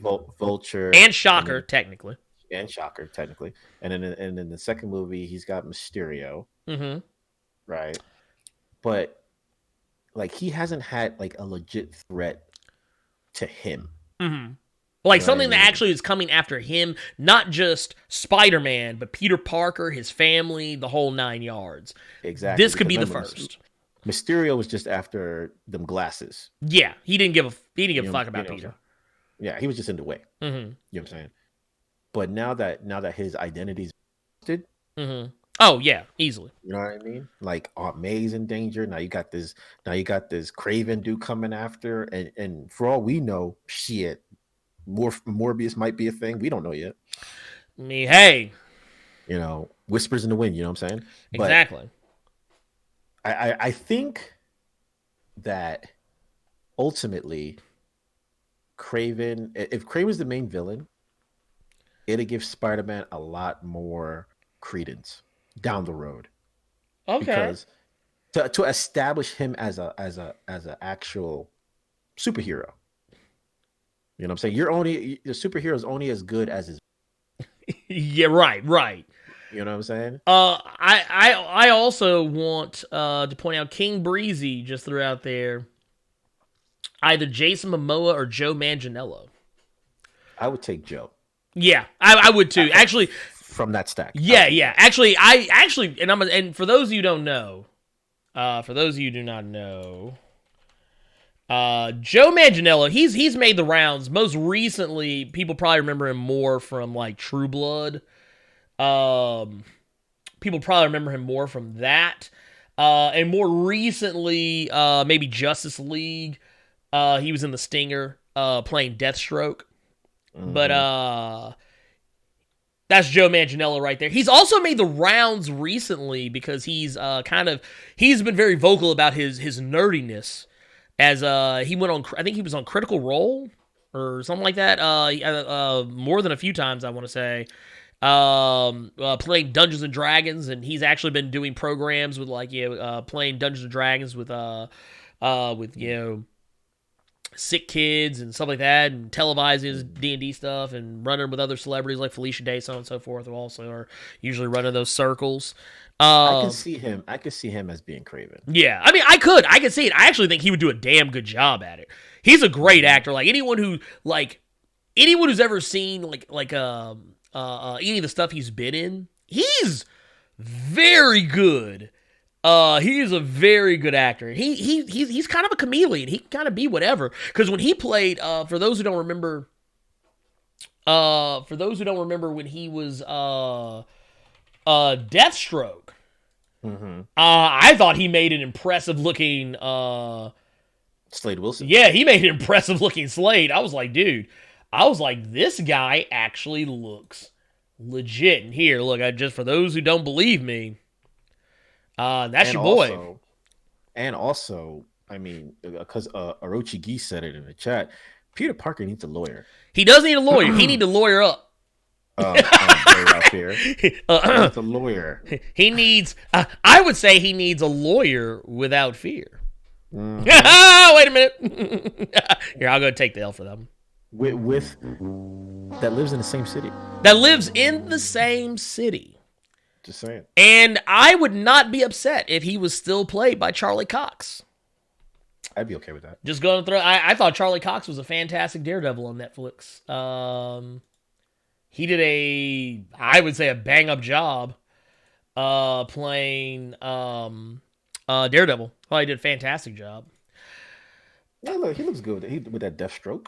Mm-hmm. I'm just saying, throwing it out there. People are saying in the chat, the first Flash Thompson, that actor. Oh, wait a minute. Raimi Spider-Man. Yes. Wow, I forgot about that. I forgot about that. Dude, yeah, I slick smooth as fuck forgot about that. Damn. Like, I'm looking at it right now. Here, wait a minute. For those of y'all who don't know what we're talking about, remember back in Spider-Man 1, and I think it was in Spider-Man 3 as well, that is your boy, Joe Manganiello, right there. Once again. Sneaking in the back door. Look, getting that look. So he's already got the Marvel bag. He's already got a taste of that Marvel money. He's like, now I want another bag, man. I just want to come get my own bag. Damn, look at him. Looking like a whole baby face. Look. Fresh face, man. Ain't got no scruff on. Look, Look, don't even got any 5 o'clock shadow. Ain't that something? Ain't it something? Man, you're really breaking the meta if they bring him as Kraven. Dude, I'd be like, do you know the memes that would come out? Look, folks are gonna start backdooring in the meta plot that Kraven was originally like he's mad at Spider-Man. Cause he's like, oh no, he's like, it was Peter Parker the whole time. I gotta come get that guy.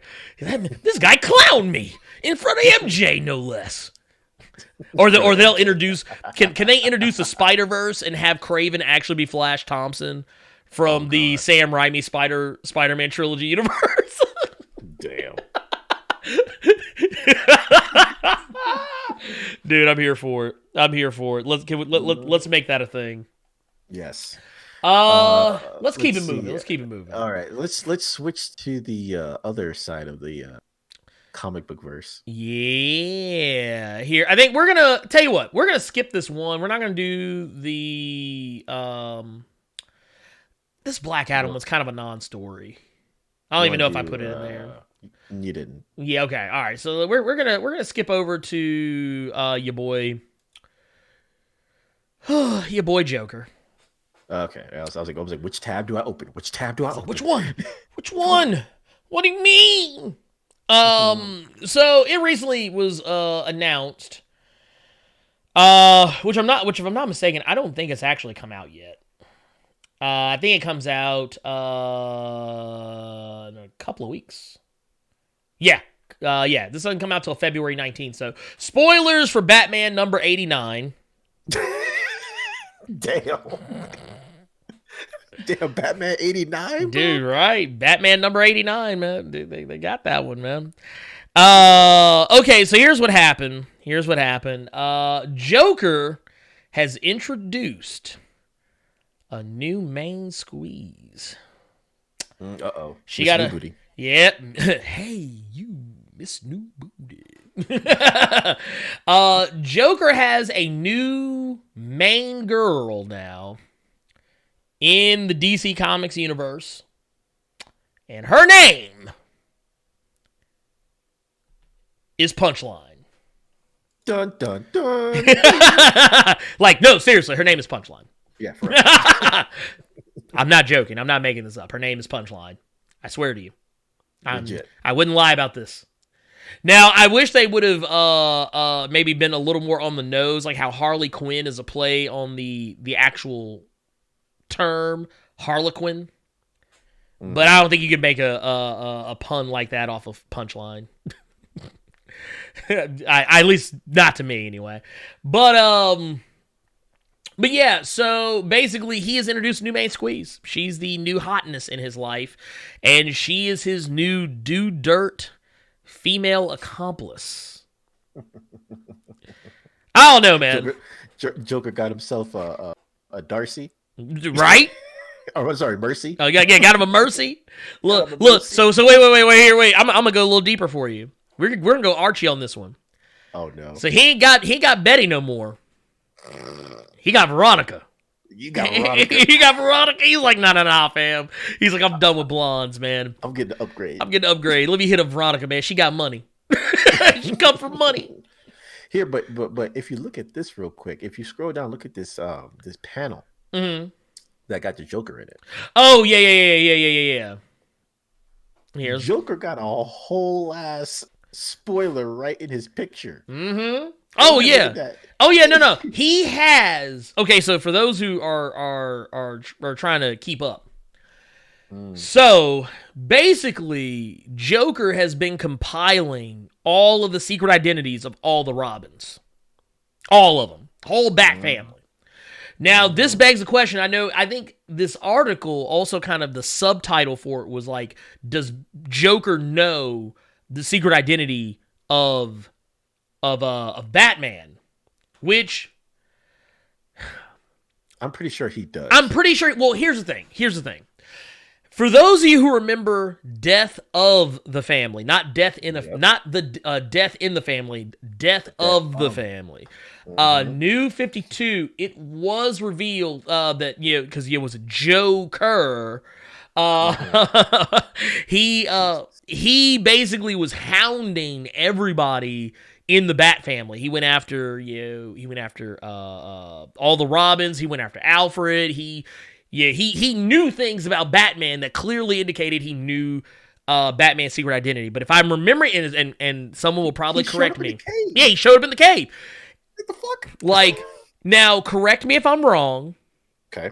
Correct me if I'm wrong. It's been a long time. It's been a few years since I have read Death of the Family, so I may be speaking out of turn.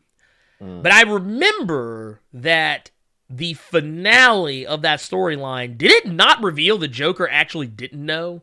Or that, like, he knew where the Batcave was, but it was dumb luck? Like, there was somehow he held on to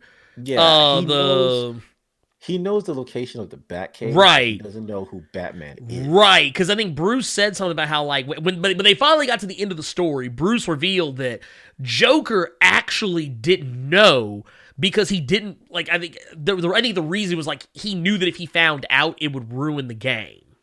Mm-hmm. And, like he knew things about Batman, but it was, like, dumb luck. Like, it was just dumb luck. More or less. They said, the man Moses said Joker about to get down with that poly life. He gonna have both of them soon. Watch. Well, he'd be like, I want both of them. Both of them. Like, Mr. J, do you want me? I don't even know how Punchline talks, but Punchline probably ain't with the shits. Punchline probably do, like, I don't know, reading these panels right here. He probably hates that man. Dude, she sound like a do dirt motherfucker. Because she's like, hey, it's me. Like this probably her. She probably, yo, Jay, I'm on the motherfucker. What's up? She said, wait, hey, it's me. They seen the grave, but they got the Bat's attention, pointing elsewhere.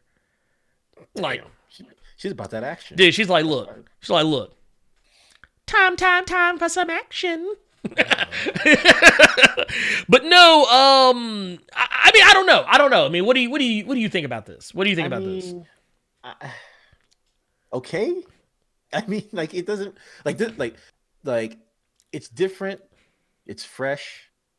Was it needed? Probably, just to get Harley Quinn away from Joker and all that. Yeah, BS. they've been going out of their way to distance her. Right, but here's the thing, fam. The right way to do this, Junt, is have them scrap it out. These two heifers I need to see fisticuffs between these two. You know what I'm saying? Right. Over Joker. Can we have New York rules? Can we get 5 minutes?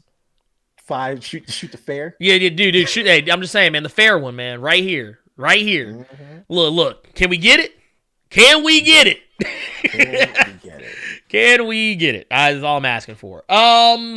Approach the nurse says, didn't Joker drop his business card in the sewer very close to the Batcave entrance? Yeah, he did. Yeah, he did. He kind of did. He kind of did. He did. He kind of did. I know. But I mean, I'm just saying, man. He knew what he was doing. But that said, let's go ahead and move it along. Because I mean, that's not really. I just someone. I saw it yesterday, and other people kept asking me about it, so I figured we'd talk about it. This one is not so much about comics. This is actually kind of a PSA, and I want to talk to y'all about this because I had some very spicy commentary. Didn't we both see this one at the same time? Yes, you and I both had talked about this one. Because I think I was looking at it, and then you sent it to me about roughly the time that I was looking at it. And we were like, hey, you're like, hey, we should talk about this on the cave. And I was like, dude, I was already reading it. Great minds, man. Look at us. Who'd Who'd have thought? Okay, so real quick, let's take a look at this. This is a little PSA. And I just want y'all, please, y'all. Okay, things we should put to, like sacred cows of the nerd community we need to kill.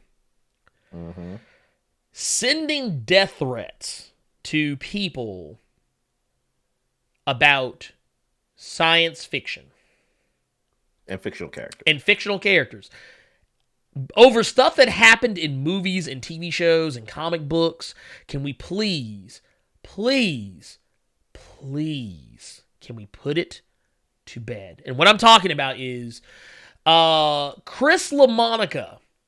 Or Crisis. Wow, I read that way wrong. LaMonica Garrett. Crisis's LaMonica Garrett. My God, that shows you that I need more drink. Mm-hmm. He played the anti-monitor and the monitor. Yeah, he played both monitors. Crisis on Infinite Earths. Right. Continue. Yes, he is getting hate-filled DMs because he killed Oliver Queen.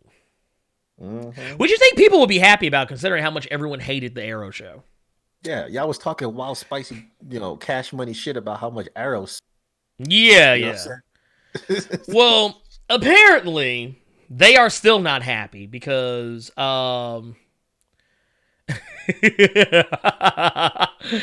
God. Okay, so basically for part 4, those who didn't see it, as the anti-monitor, he pretty much ended Oliver Queen for the most part.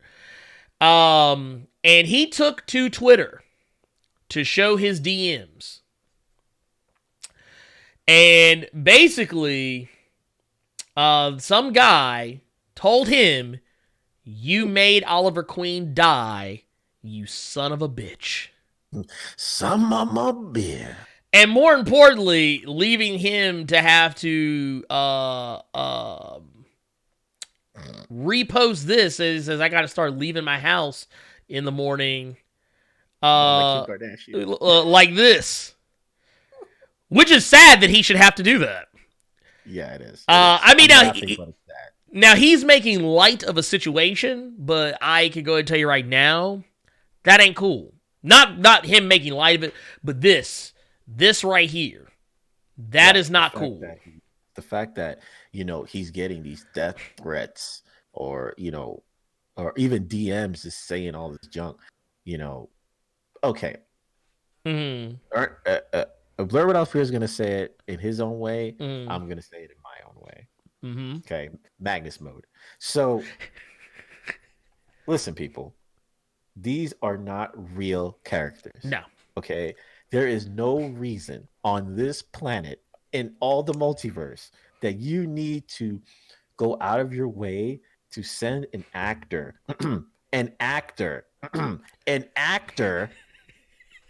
death threats over a character that you don't have a say in. Mm-hmm. You wasn't in the writing room. You don't work for WB. You don't work for CW. Nope. So why do you care? It ain't your bag. Hey, I'm gonna tell you a secret. Stephen Amell still alive. He's still very alive. Matter of fact, has a new show coming out on Stars called Heels. Yeah, which he, guess what? Plays a wrestler. Oh my God, he got resurrected. You know what's gonna happen? Motherfucker's gonna be like, if he ever loses a match, people are like, man, they're burying Stephen Amell's character. This is bullshit. Come on, man, get the fuck out of here. Now, look, I'm gonna go ahead and say it too, man. Look, PSA, y'all, this shit ain't real. So, and I know, and speak. I'm not even okay. First off, I'm not even a celebrity. I'm not even a fucking celebrity. Talk to him. I am vaguely YouTube famous. And I say vaguely YouTube famous, I mean that in the loosest sense of the phrase.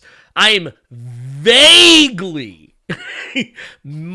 mildly YouTube famous. Here's the thing. I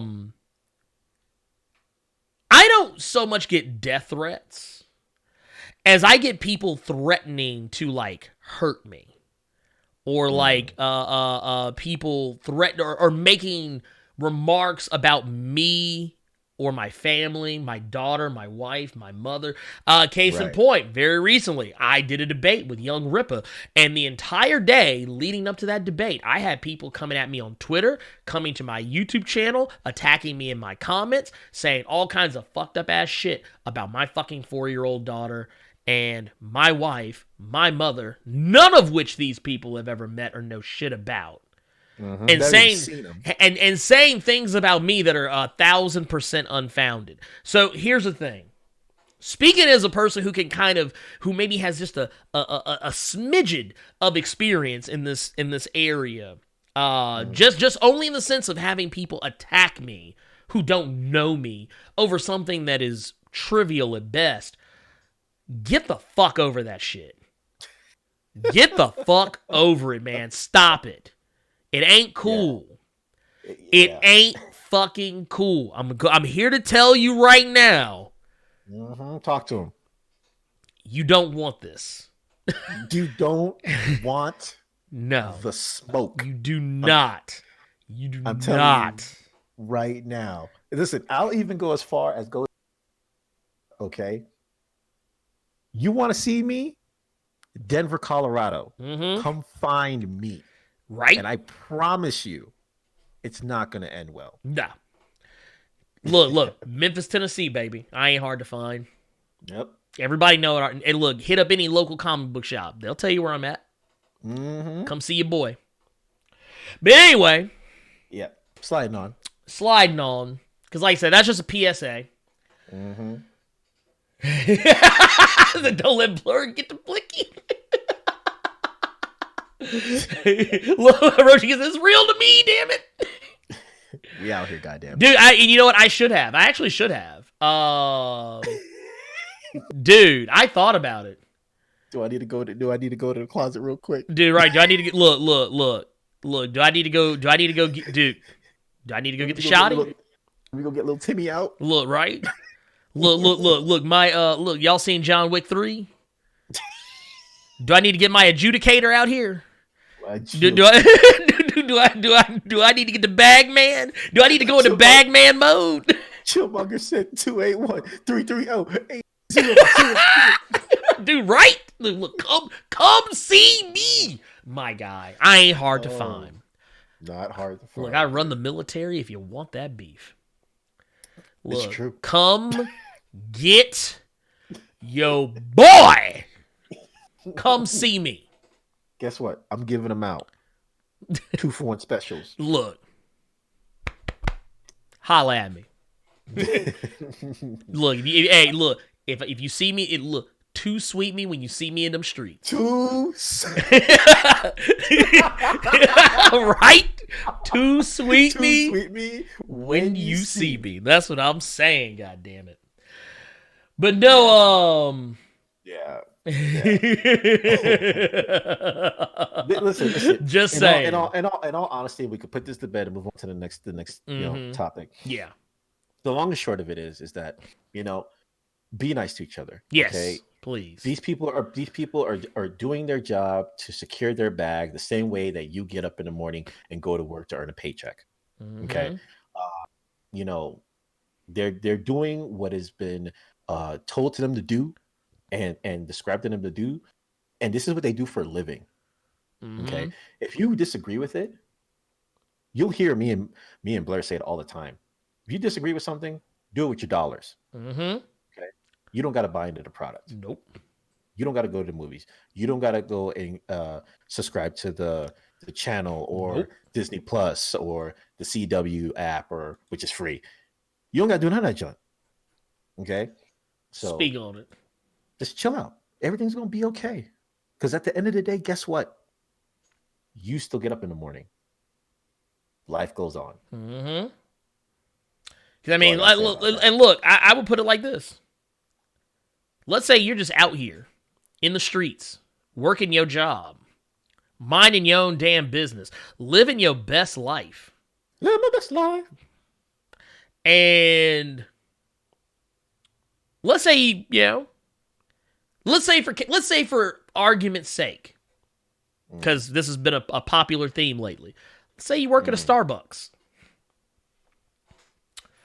Let's say you fuck up somebody's order, or someone didn't tell you enough information to make their order exactly the way they wanted it. They want an upside down no foam. They didn't tell you. They didn't say that shit. But guess what? Now, because of some shit that ain't got shit to do with shit, motherfuckers pulling up to your house, threatening to kill you. Oh, some coffee. Motherfuckers sending you emails, snail mail. Over some coffee. Look, hitting you up on Twitter, Facebook. Over some coffee. Over some coffee. That's the same shit here. Mm-hmm. Some shit that ain't got shit to do with shit. That's a whole lot of shit. Just saying. Like I said, my next order is upside down. No foam. Goddamn right. Maybe. Look, hey, just saying. I'm just saying. From one idiot to another idiot. Oh God, yeah. Let's segue, dude. Because we still got to talk about a couple more things, and maybe one more, depending on maybe three more things, depending on what it is. So let's go ahead and get into it. Fuck it. Y'all probably know. How many of y'all are familiar with Tsugumi Oba and Takeshi Obata's Death Note? Mm-hmm. For those of you who I'm assuming probably everyone here has at least heard of Death Note. Mm-hmm. For those who do not know, it is a anime and manga series about a teenage high school student, Light Yagami, who comes into possession of the titular Death Note. A notebook that comes from the realm of the Shinigami. Mm-hmm. There's a notebook that they use where they basically act as Grim Reapers, death gods, if you will, who watch over all life. And when it is time for someone to die, they write their name in the Death Note and they die. Well, this book, because it's not just the gods of death, the death gods, the Shinigami who do this, the book is what also holds the power. And this book is dropped into the human world, and Light Yagami finds it. And then a crazy game of cat and mouse, the most convoluted game of cat and mouse ever in the history of anime, kicks off. Man. And it was good. Oh, yeah, no. Make no mistake. I'm not hating. Make no mistake. I'm not hating. But, let me say this first. This is there was a one-shot that was released. Done, once again, by Tsugumi Oba and Takeshi Obata. And this one, it didn't really have a name either, I don't think. It wasn't titled anything, but I know a lot of people had kind of given it a name of their own. Because I think it was just called Death Note One Shot Special or something along those lines. But basically, what's going on here? And by the way, if you want to view this manga, you can go to Viz.com. Viz.com has it. You can read it for free. It's totally free. Though public service announcement in regards to that, when you click on the page to look at it, you will be baffled because there is no manga. You have to actually click on the little green button that says free, and then it will take you to the manga. Because I think both myself and Brother One ran into that issue. And then read backwards. Yeah, and don't forget to read. It's right to left. It's not, for those of you who are not as familiar with manga, this is actually read from right to left. So, yeah, there you go. Anyway, point of the matter is, the reason why we're talking about this is because apparently this whole thing starts with a new character getting their hands on the Death Note. Oh, God. Yes! A new character gets their hands on the Death Note and basically kind of becomes the new Kira. However, and I'm not gonna spoil everything. There's one point of this manga I will spoil because I think everyone should go read this. But there's one thing about the manga I am going to spoil, in that some may remember that Death Note didn't entirely shy away from talking about things going on in America. Well, this one is no different. This one actually goes even further because number 45, Trump, makes an appearance in this manga. I don't think they ever actually referred to him by name, but he is very clearly drawn in a way that you would see him and be, yeah, it's probably Trump. And matter of fact, I got some let's go to I got some tweets here. Let's switch over to those. Word. Let it be a person of color that gets their hands on that Death Note. Right? So basically, you look right here. It's basically, this is the president of the United States of America. They never actually refer to him specifically by name. However, look at the. Oh yeah, no. I mean, you look at it. I mean, it's him. It's him. Let's just be real. Trump has now been immortalized in the canon of Death Note. Let it be known that Trump is canonized in Death Note. That is a thing now. Oh my god. And let's see. Let's move it along. Basically, long story short, I'm gonna spoil this part because I mean this is kind of the only way it could have gone. But basically, the kid is trying to sell the Death Note. And basically, he's gonna sell the power of Kira, and he's basically holding this public auction. And basically, the Death Note is going for billions of dollars, hundreds of billions of dollars, I want to say. And eventually, Trump is the one who buys it. And I don't want to say too much more outside of that. I want you to read the rest of it for yourself, because that is not actually the end of the manga. That's not where it ends. No. It ends a little while after that, but for all intents and purposes, just read it. Just read it. Go to viz.com. That's all I'm gonna say. I don't want to say it's a good read. It's a good read. It's a solid read. I don't want to say any more than that. But just know that the story ends about the way you would expect any Death Note story to end. If you've seen the original the Death Note anime, or if you've seen the live action Japanese, not the American, the live action Japanese movies, or if you've read the manga, you know how this is gonna go. But anyway, Vulcan, go to the Discord, and E or myself will let you know what happens.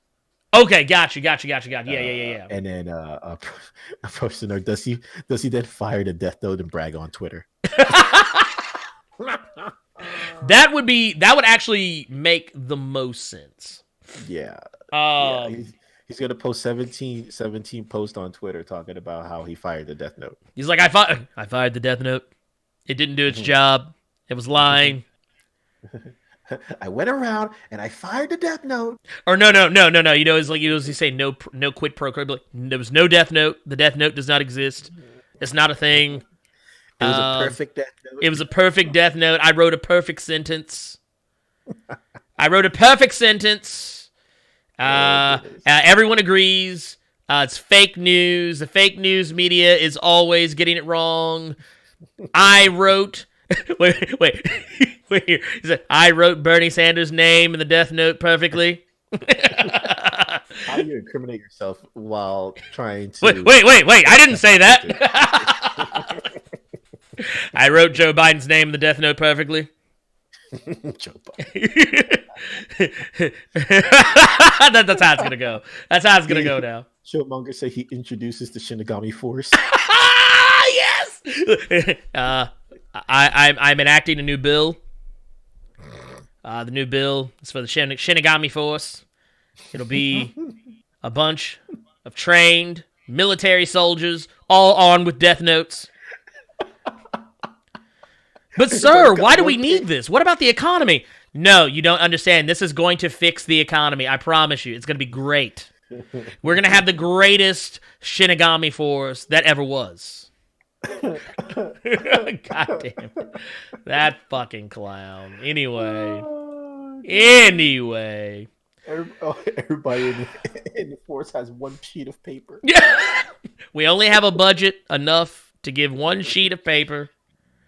I'm gonna. We actually. Oh no! You know what's gonna happen? They're gonna be like, I had to fire Teru Mikami because he wrote too many names. He wrote too many names in the Death Note. That's all I'm saying. He was writing 1,000 names a day. We can't do that. That's not sustainable. It's not sustainable. We ran out of paper. Look, And then damn. I'm sorry. God damn. Oh, My guy. Look, I'm just here for it, man. I'm here for it. I'm here for it. What is this last thing we need to talk about? Okay. All right. So real quick, Disney is about to take an L from me. Uh-oh. Now some of you may have heard not too terribly long ago, and here, let's go ahead and preface everything with this L.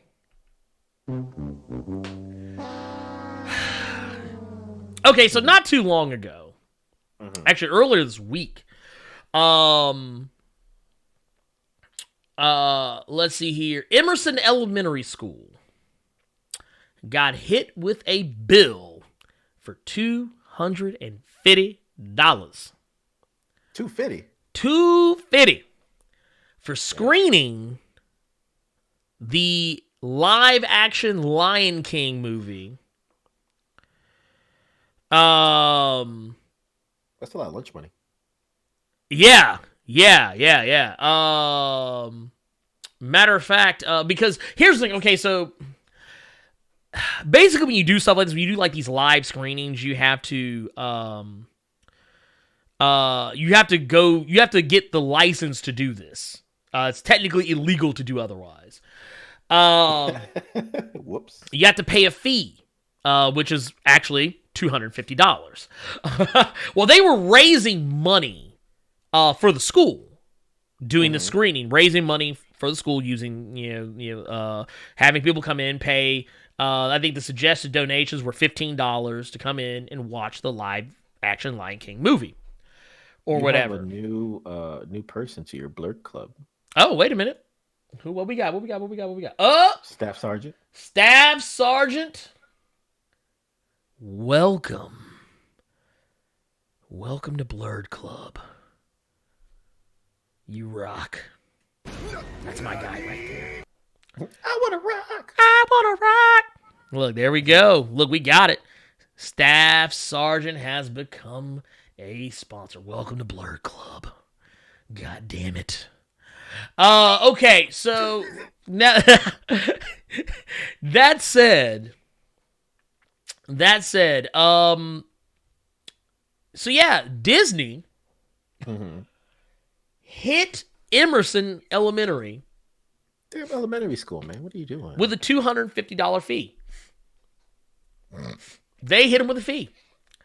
And now, to be fair, the PTA president, David Rose, he did actually come out and say, yes, I think it sucks. He said, I don't think this is cool. Especially, and he didn't so much say this himself, but I mean, it just kind of had just so happened that that Disney had just recently released their earnings, that they had earned over $21 billion of fiscal revenue in the first quarter of 2020 alone. He just thought it was kind of weird. In the first quarter, they have earned over $21 billion in the first quarter of 2020 alone. And that's the fiscal quarter. The first fiscal quarter. Okay, starts in December. Yep. It's February. The motherfuckers already got the bag. They already got the bag. So you mean to tell me that between the time that we went through Christmas, New yep, Year's, New Year's, yup, okay, and Martin Luther King Day, I'm sorry, President's Day, and we haven't even got to Valentine's Day yet, and they got 21 Billy with a B. I'm done. 21 billion. Man. Period. Now, to be fair, I'm going to rescind this L. Okay. Because, I mean, Disney's going to keep the L. But I'm going to give some credit to Disney CEO Bob Iger. What Bobby do, dog?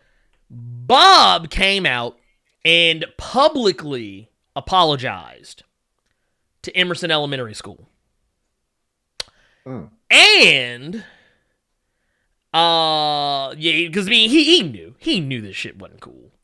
Because I'm gonna tell you what I think happened.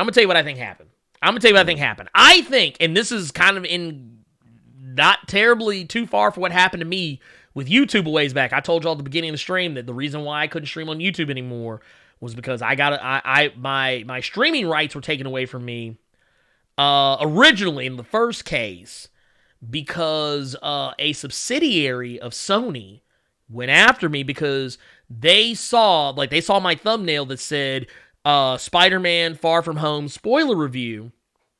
And they saw the picture of it was the picture of Spider-Man and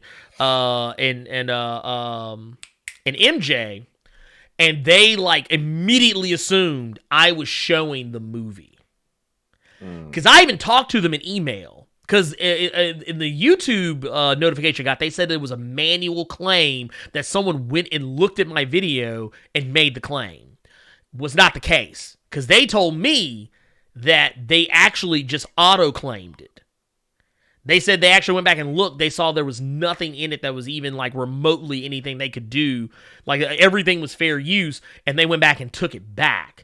This is what I think happened here. I think that this company, Movie Licensing USA, which is what they use, right. I think that they jumped the gun. Like, I think they didn't have clearance on this. I think they just saw that something was going down, didn't really look into what it was, didn't pay attention to the fact that this was, like, for charity, you know, for the most part, to raise money for a fucking school, a whole-ass elementary school, part of your demographic. Yes. And just said, fuck it, go ahead and push it through. And then, you know, next thing you know, Bob Iger's trying to find out why his company is trending on Twitter. Because look, because Mickey is sitting on his throne, you know, kind of looking like a whole ass Thanos, sitting here talking about some. Why are these mark ass ninjas talking about me? He's got Scrooge McDuck as Ebony Maw, right? Well, I'm not even gonna try to do Scrooge McDuck. I'm not even gonna try that. But no, it would just be problematic. I would have to hit the danger button if I did that. But no, no, I thought it was funny. I thought it was funny, me personally, because Bob Iger caught wind of that shit. Was like, excuse me, excuse me.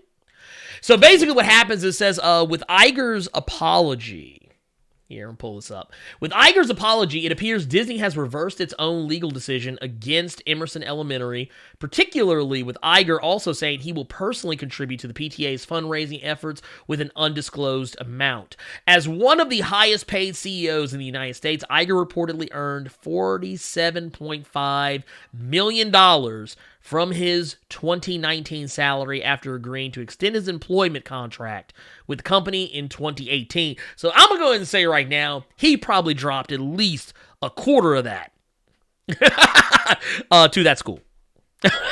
if he were wise. He probably gave I'll say he probably gave some light. Yeah, you know, look, at least hit him with 10. Hit him with 10 milli. Just to make it go away. Just to make it go away.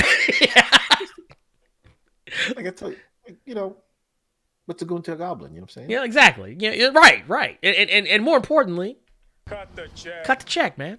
Cut the check. Yeah, man. Just cut the check. It's for the kids. It's for the kids, man. Don't be like Mike. Don't be like Mike. Look, because I'm gonna tell you right now. That's what that movie licensing company did. They was like, man, fuck them kids. They was like, fuck them kids. Bob Iger had to come in and was like, whoa. No, we can't say that. We need these kids, my guy. Right? We are Disney. We need these kids. Right. We got to get them to go see. We got to go get them to see the Little Mermaid live action and Mulan live action. Come on now, don't fuck this up. But no, that was the last story. This is kind of just, I don't know. I thought it was funny just because it's wrestling related. What you got for us? Acapella? So here's the deal, and here I'm gonna drop this one to you so you can see it too. So this is actually something that's been making the rounds.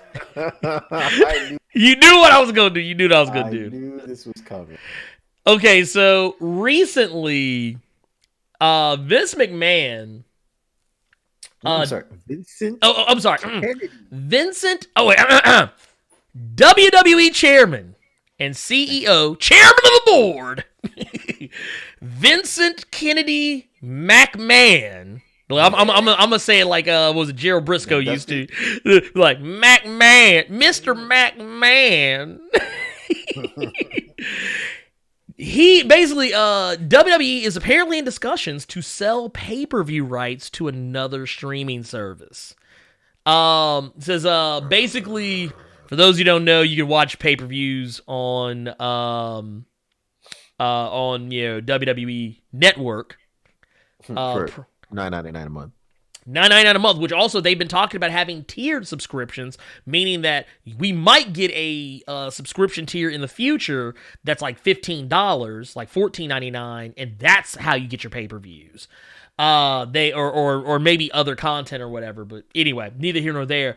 But basically, it says here in a 2019 earnings call with investors, Vince McMahon revealed the company was in high-level talks to potentially offer an enhanced subscription plan through WWE's over-the-top OTT digital platform, or even sell streaming rights to a different service.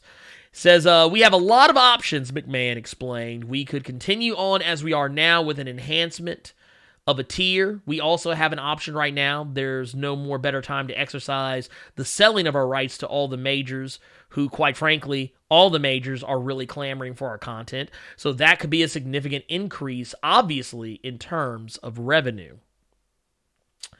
Right here, this is stuff we've kind of already discussed here, but basically he says, making a reference to OTT and the interest of the major players, we'd be announcing that if a deal we'd be announcing that deal if we go that way in the first quarter. That's how far along we are. So basically, it could happen anytime in the next month or so, if that is the case.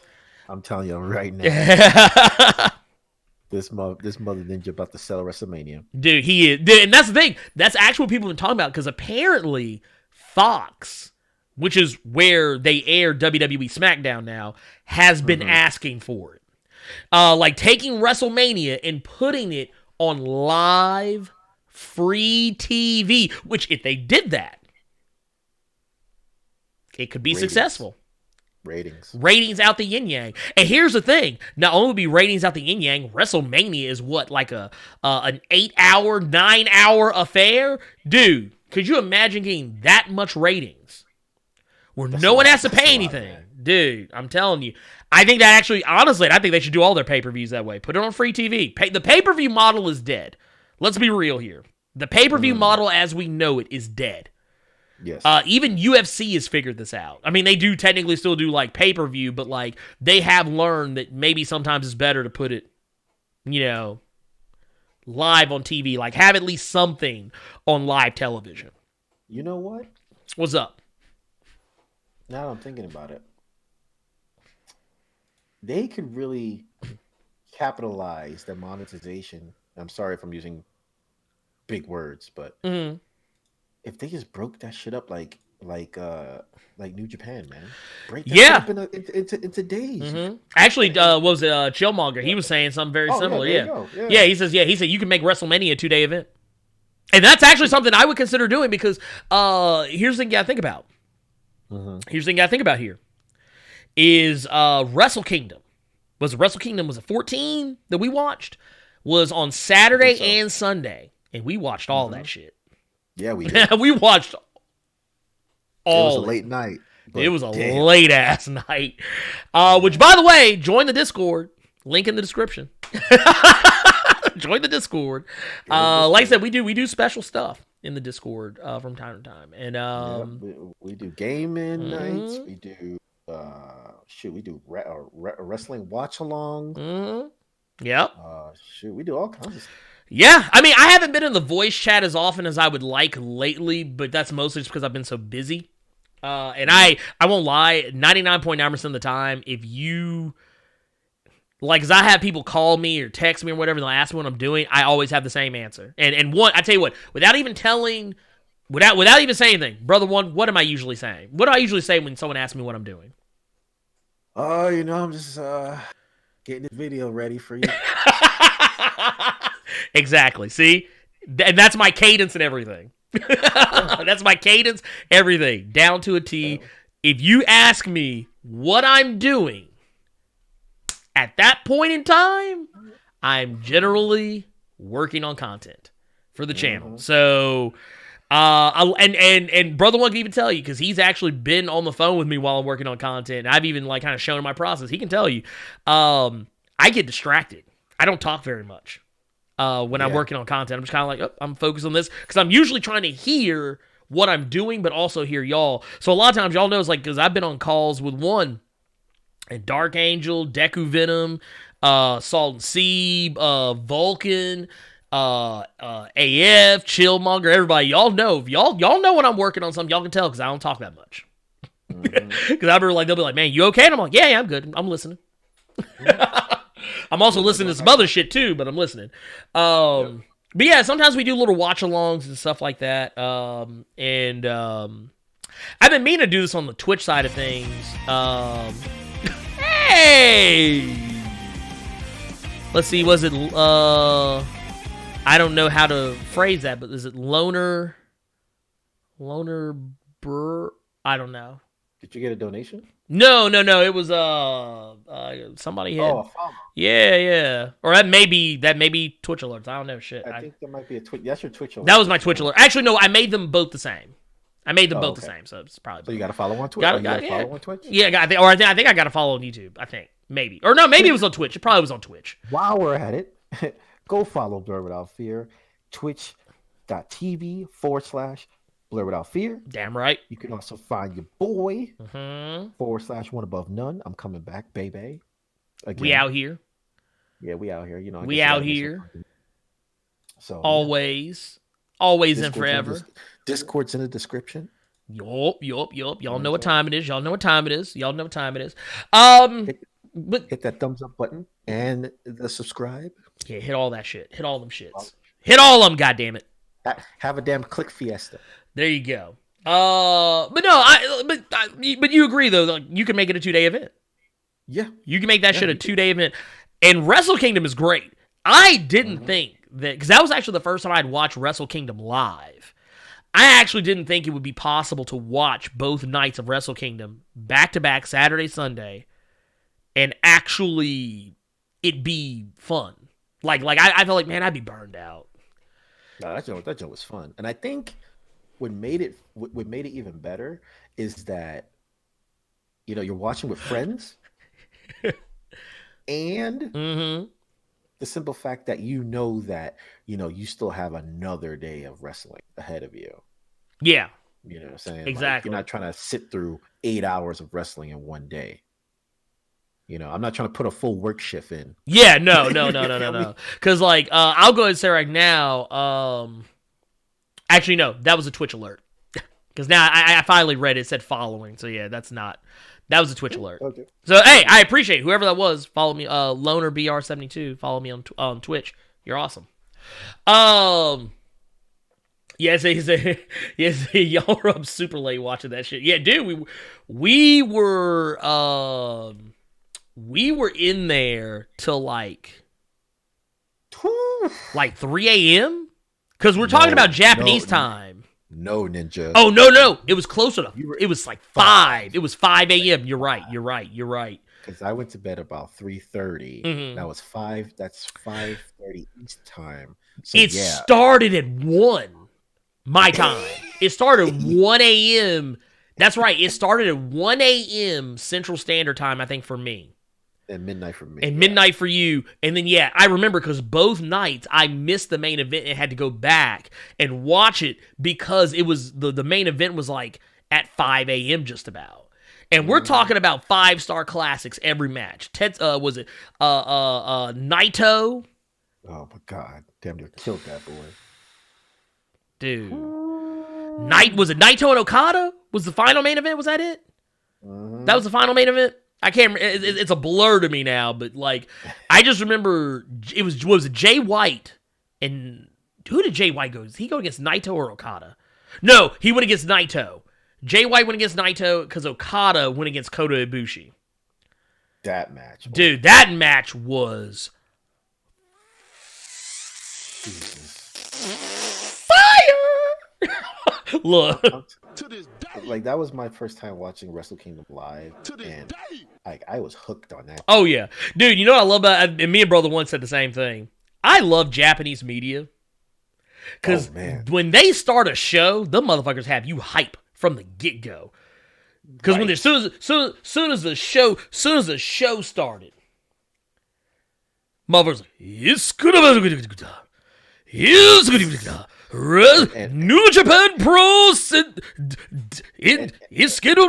Denson. I was like, God damn, I think this is gonna be a whole show.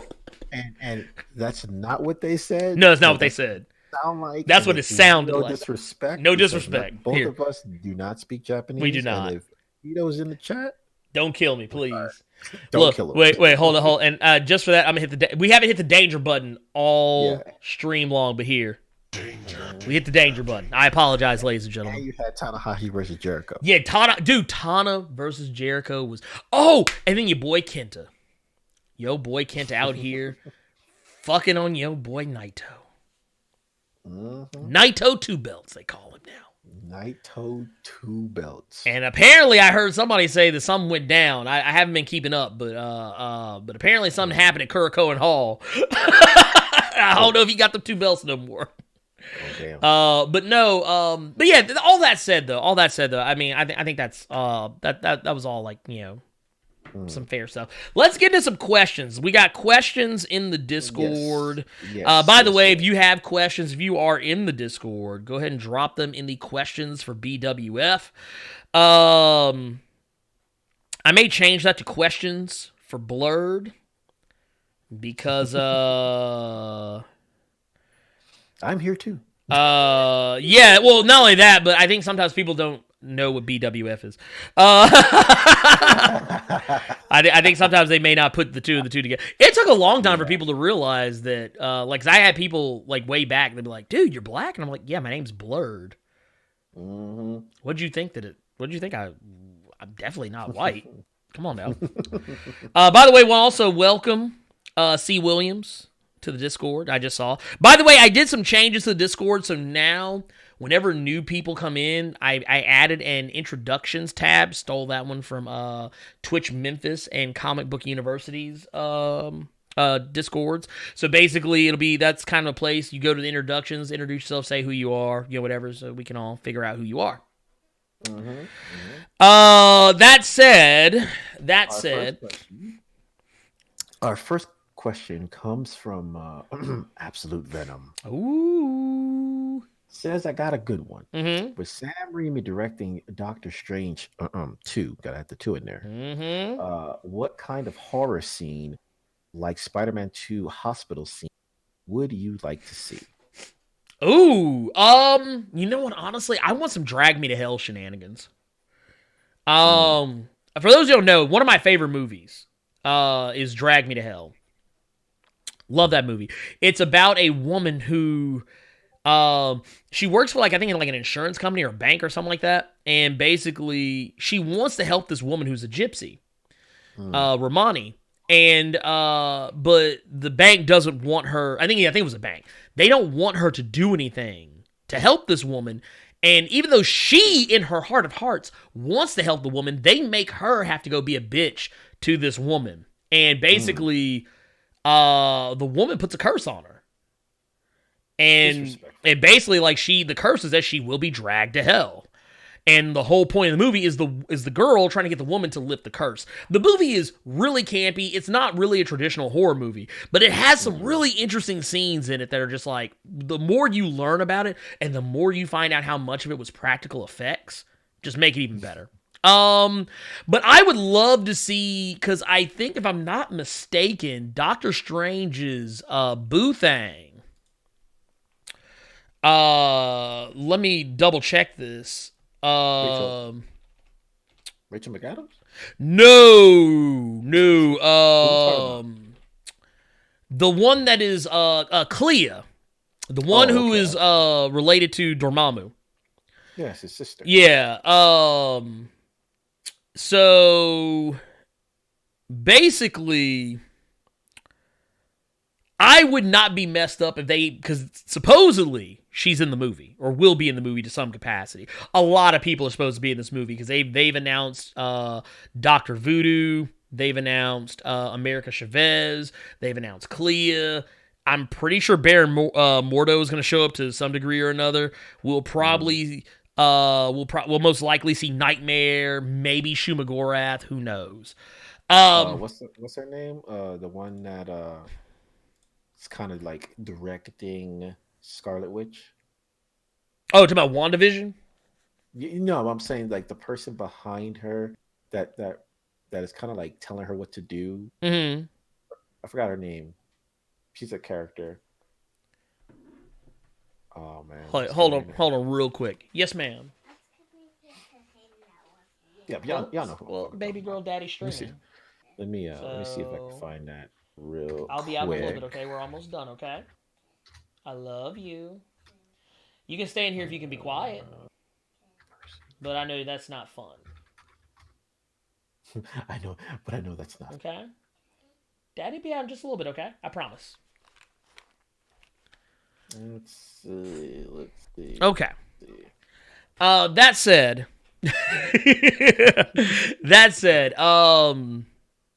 yeah, I was just trying to see what that character name was. It's like the one that's like that one that she's not responsible but for her powers, but she's like she knows more about the chaos magic.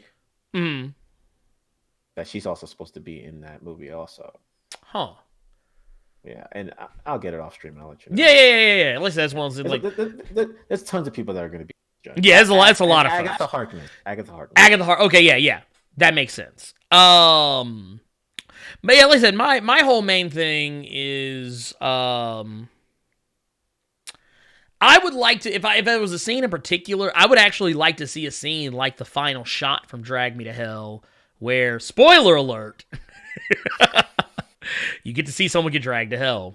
I would like to see something like that because I feel like that's kind of in the same vein as the whole like when the Ancient One, like she does the whole thing and she touches Benedict Cumberbatch's forehead. He goes like whoa, like all that stuff. It would be kind of similar to that, but I would like to see it like on a more multiversal level or like a kind of freakish level, or like if he meets Shumagorath and like like I don't know. Anyway, with Nightmare you could do anything.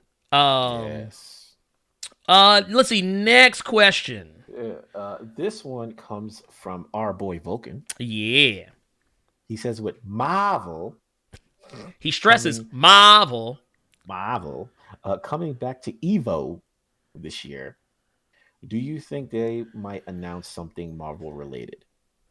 I can see them announcing a Marvel, I can see them announcing or tell you what, if not a trailer for something else that's like MCU related, I can see them making an announcement about maybe re-releasing Marvel vs. Capcom 2 on like, oh my god, either that or maybe because they're not going to announce another Marvel vs. Capcom game, but maybe announce a Marvel superheroes game.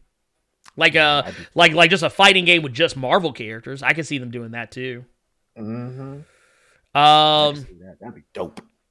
I would most certainly get down with that. Mm-hmm. What we got next? Last one comes from Comics Expertise. Yo, what's up? Let's see here. We're gonna be talking about them X-Men. All right, wait a minute. Previously on X-Men's. Which X-Men villains would you not mind an origin solo movie for? Mine would be Mr. Sinister's origin or the events of the further adventures of Cyclops and Phoenix. Okay. All right. I got you for that one. If I wanted to see a solo movie of an X-villain, I tell you what, let's get Apocalypse right. Yeah. I would like to see a movie where we get Apocalypse right. I don't think it'd be the most interesting movie in the world, but I would actually like to see Apocalypse in some capacity. I tell you what, I'll throw one at you. I mean, even though technically she's not a villain anymore, though I feel like the movies have never really gotten around to this. Emma Frost. Though technically she's a good guy now. She's reformed. So that's really not fair. I tell you what, actually, you know what? Okay. Because I don't want to use the same answer, because Mr. Sinister probably would have been my answer. But let's say, okay, Booyah, Sabretooth. Ooh. Give me Sabretooth. Give me a Sabretooth movie. But I don't want Wolverine in it. That's the catch. I don't want Wolverine in it. I mean, technically Wolverine kind of has to be there.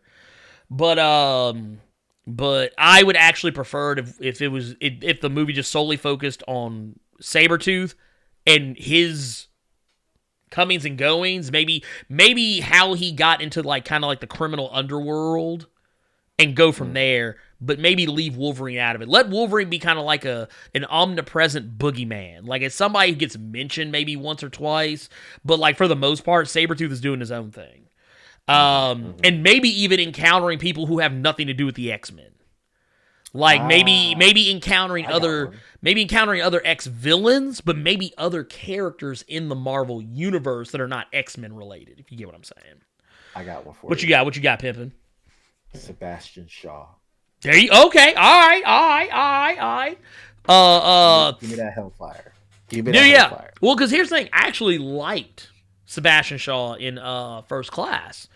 I didn't like his moveset. Oh yeah, no, dude, man, dude was wild. Power set? Yeah, dude's wild. I mean, thing is, the guy's good. The guy is good.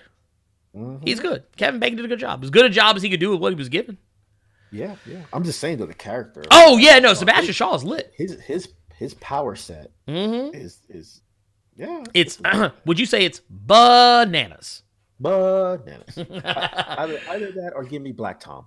Yeah, oh, Black Tom Cassidy. Yes. Dude, you could do some weird stuff in the Black Tom Cassidy movie. He's basically the male version of Poison Ivy. Yeah. I'm just saying. And he's kind of slick turning into Swamp Thing. You know what? Chillmonger said William Stryker. I feel like that's been done already, man. I've seen too much of William Stryker. I'm done with him. Let's see. Orojiki said previously on X-Men, Xavier screaming. And they actually did do that once. It was wild. Taishi. You know what? You know what? Give me Jug. I feel like Juggernaut's another one. I like Juggernaut. Give me Jug. You know what? Here, give me una momento, por favor. For favor? Yeah, let me get in this because I actually have a couple of others that I was actually kind of slick thinking about, but I was like, I don't know. Yeah, I'd be okay with seeing some. I feel like. Ooh, I got you. I got you, Pimpin'. I got you. Do you want to give me the most lit samurai action film of all time? And I know I'm not about to say Silver Samurai. Give me Gorgon. Give me Gorgon. Give me a Gorgon movie. Dude, that movie could be lit if you do it right. If you do it right, you do it correctly, that movie could be bananas. Man. Dude, I'm just saying. I'm just saying. Here, wait a minute. Let me. If I'm even saying anything. Look at your boy right here. Look at your boy right here. Boom, right there. Bananas. Ooh, you could also do you could do something like, if you really want to get into like some supernatural shit, you could do like what is it, Celine. You could do Celine, that'd be another one. She was in that pick. But yeah, any of those I'd be fine with. Here, let's see. Do we got any questions in the chat a tat before we jump out of here? We got any questions in the chat tat? I'd be okay with the Lady Deathstrike movie. You know what? Do her right, since she was done so wrong before. Let's see here. Yeah, Ty Sheep said he agrees on Sabretooth movie. says, what if Static was in the X-Men? If Static, dudes, well, here's the thing about that. I think that would probably place him in a very interesting position because there aren't really any other characters with his exact, precise move set, his skill set, so to speak, in the X-Men. There's no, I mean, you technically, like, Storm would be the closest. Yeah, right off the top of my head, but so technically that would make him Omega level. Yeah, that would probably make him an Omega level mutant. If he were a mutant, he's technically he is what you would technically call a human mutate. But Yes. I mean, Mr. Sinister's is on Krakoa, and he is a whole ass human mutate as well. He is not a mutant. He has mutated himself in such a way to be like a mutant, but he is not a mutant. Something that often people overlook when they talk about Mr. Sinister. But a Staff Sergeant said the Morlocks.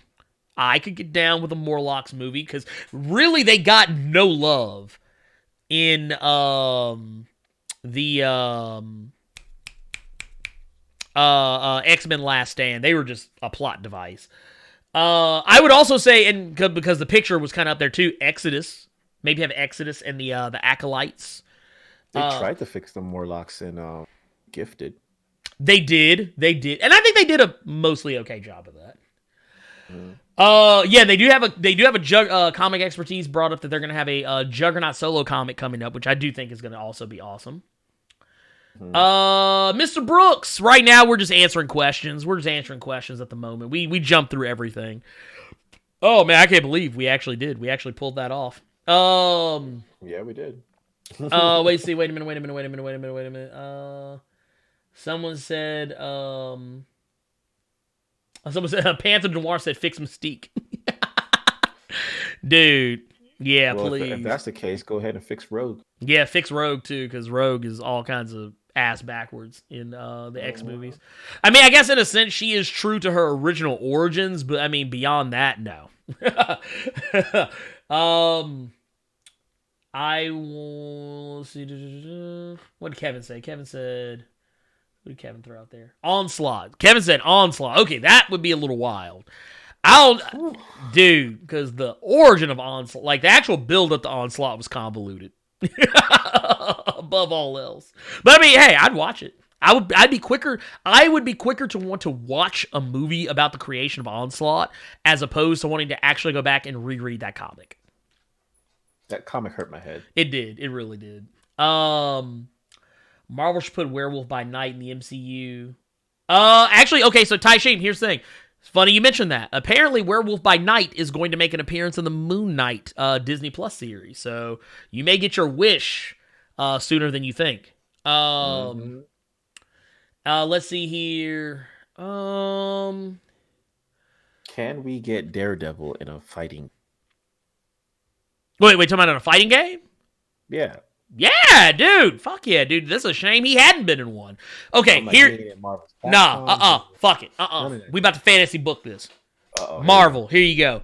I got you, fam. Here's what you do. You want to make the perfect Marvel fighting game? You make sure you got Daredevil. You make sure you got that Iron Fist. You make sure you got that goddamn Psylocke. You make sure you got Wolverine. You make sure you got Gorgon. You make sure you got Lady Deathstrike. You make sure you got Shang-Chi. You make sure you got what was the one kid's name that's on Ages of Atlas? Who is? Is it the Swordmaster? Who are we talking about? It's the kid that's got the sword. He's got like the I don't read enough Ages of Atlas or any of his comics to really know exactly who it is, but somebody in the chat will probably bring it up. You need Blade, you need Moon Knight, you need Elektra. Hands I want hands. I don't give a fuck about no cosmic powers. I want Marvel's finest characters shooting the fair one.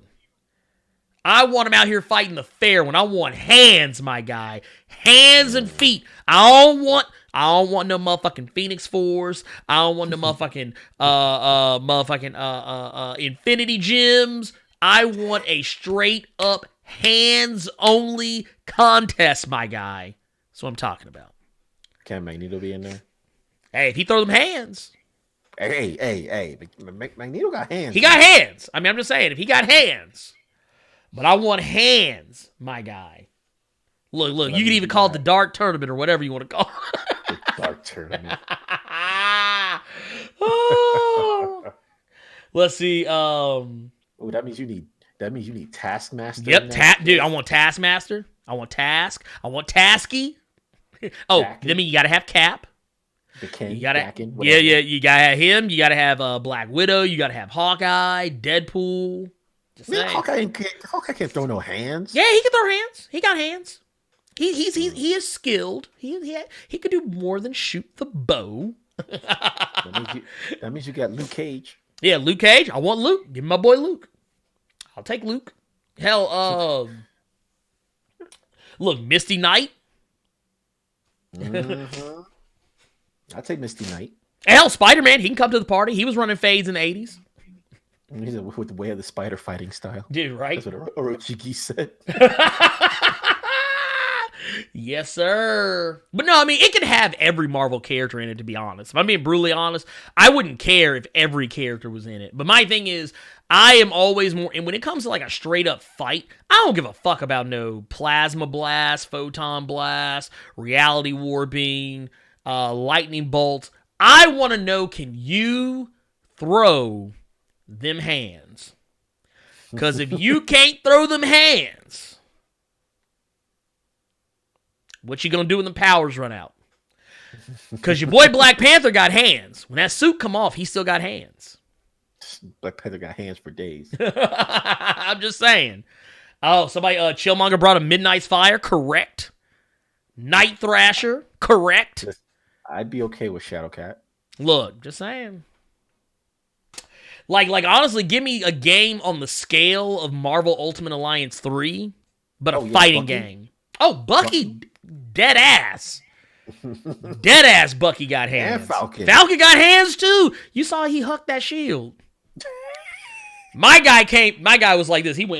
That dude went all the way back here. You couldn't like he like this and then came back and went woo. I mean, I had the hip throw in there and everything. Dude, I can see it, man. I can see it. Let's see here. He said so. Jean Grey and Tony Stark are by default absolutely correct. Mm-hmm. Absolutely. Easily. Shoot, give me Wolf's Bane. Yeah, dude. Oh, dude. Yeah, Wolf's Bane. Dude, I tell you what. Give me Wolf's Bane. Give me Callisto. Oh wow. Callisto. Domino. Ooh, Domino would be a mean motherfucker in a fighting game. Deadpool. Yeah. Give me I got one for you. Ween said Punisher. Because Punisher, people forget he got the guns, but he got hands. Punisher got hands. He got hands too. No powers whatsoever. Dude. Still running fades. Dude. On everybody. On everybody. Oh yeah, Batroc the Leaper. Yep. Silver Samurai. Yes. Bullseye. I'm liking it. Bullseye. Yes. Can we also get Bullseye with the alternate costume where he's Hawkeye? Can we get that too? That's actually one of my favorite versions of Hawkeye, oddly enough. Oh, Drax. Drax got hands. Oh, yeah, Drax got hands. Shoot. Oh, Gamora. Groot got hands too. Groot got hands. Gamora got hands. Let's go. I'm just saying. Kraven. Yeah, Kraven. Dude, we can go Kraven all day, baby. Morpheus? Yeah. I can see that. I can see all that. Nah, man, Cable just gonna shoot all day. Dude, Cable ain't got no hands. He ain't got no hands. No, I mean, he got little hands. Yeah, but he's gonna shoot all day. Yeah, he gonna be trying to pull a strap. He gonna be sitting something some blicky got the stiffy up. That's Cable all day. God damn it. Let's see. Shiva. Yeah, I mean, I'm just saying. There's tons. There's too many. Listen, if you can put like almost 100 and something characters in Smash Brothers, yeah, you can make a game. You can. You really can. But don't nobody got the balls to do it. So I'm calling Marvel out right now. Do it, you cowards. You won't. They won't do it. But anyways, I think that's enough. think we're good. I think we're good. Man, we've been at it 2 hours and almost 45 minutes. Mm-hmm. And my NYXL is playing right now too. Shit. I'm gonna jump off here. We might do a little something a little later. I don't know. I hadn't decided yet. Maybe on Twitch. Maybe. I don't know. We'll see what happens. But if you want to follow, like we said, we're gonna be doing this once a week. You know, same time as always, Saturdays on YouTube. We'll be streaming on Twitch. I typically stream on Thursdays. Was Saturdays. We might do Saturday nights for Twitch. And Sunday nights. Usually stream at night, if you can't tell. Usually around 8 or 9 o'clock Central Standard Time. And I usually pick like a floating Monday or Tuesday in stream. So follow me over there on Twitch. If you want to catch up with some of that. And we'll be talking about some more stuff that we didn't take the time to talk about today. But that said, if you really want to help out the channel, you want to help us out, make sure you smash that like button. If you have not subscribed, make sure you hit that young subscribe button so you become one of Earth's mightiest subscribers. All that good shit. Don't forget the Justice League podcast. The Justice League podcast, which you can find on Apple, Google, Spotify, Stitcher, Anchor, anywhere good podcasts can be found. Just Us League. It's a thing. Make sure you follow with us on that one. Also, if you want to further help the channel out, like my guy, Sarge did earlier, if you want to help out like Staff Sergeant did earlier, you can become a member of Blerd Club. And for $4.99, you can get early access to all my videos. They go up as soon as they are ready. And I'll also be doing some exclusive videos soon. Also, you also get special emojis. For those that do not know, we have special chat emojis in case you were not aware. And matter of fact, I'm going to put them in the chat right now. So, that said, boom. Those are the special chat emojis you can get. We got crying Xavier with the one teardrop. We got Xavier where he looks like he's just seen a ghost. We've got smiling Thanos. We've got Storm crying, laughing. And we got Beast with the finger to the temple, Malcolm X style. So, that said, we got all that. And there's more coming. The more members we get, the more we can do. But like I said, all that stuff. Once again, don't forget about the Discord, link in the description. Don't forget about Twitch, link likely as well in the description. We will see you all next time. And I don't know. Should we do the same thing? I don't know if I want to mix it back. I don't want to do that. We'll let that be a Twitch thing. Yeah, we'll let that be a Twitch thing. That's a Twitch thing. We're not going to do that here. Yeah, because that can get a little problematic. Yeah, I don't want to. We could be problematic on Twitch. We can't be that problematic over here. So what I'm gonna say is that I'll just simply put it this way: is that wait. Oh, what we got? Because we will be back on the 15th. Mm-hmm. Happy Valentine's Day, y'all. That is true. Happy Valentine's Day. And you know what? Regardless of what your situation is, you can always rest assured. You can always rest assured that Blerd cares about you. So I want to make sure that's I want people to know. Mm-hmm. I think you should hit him with the. I'm gonna hit him with the usual. We hit him with the Yuji. Can we hit him with the Yuji? So here, awesome. let's go ahead and make it be like it always be. Y'all know the drill. I love you all 3,000. Plus Ultra. Good night, y'all.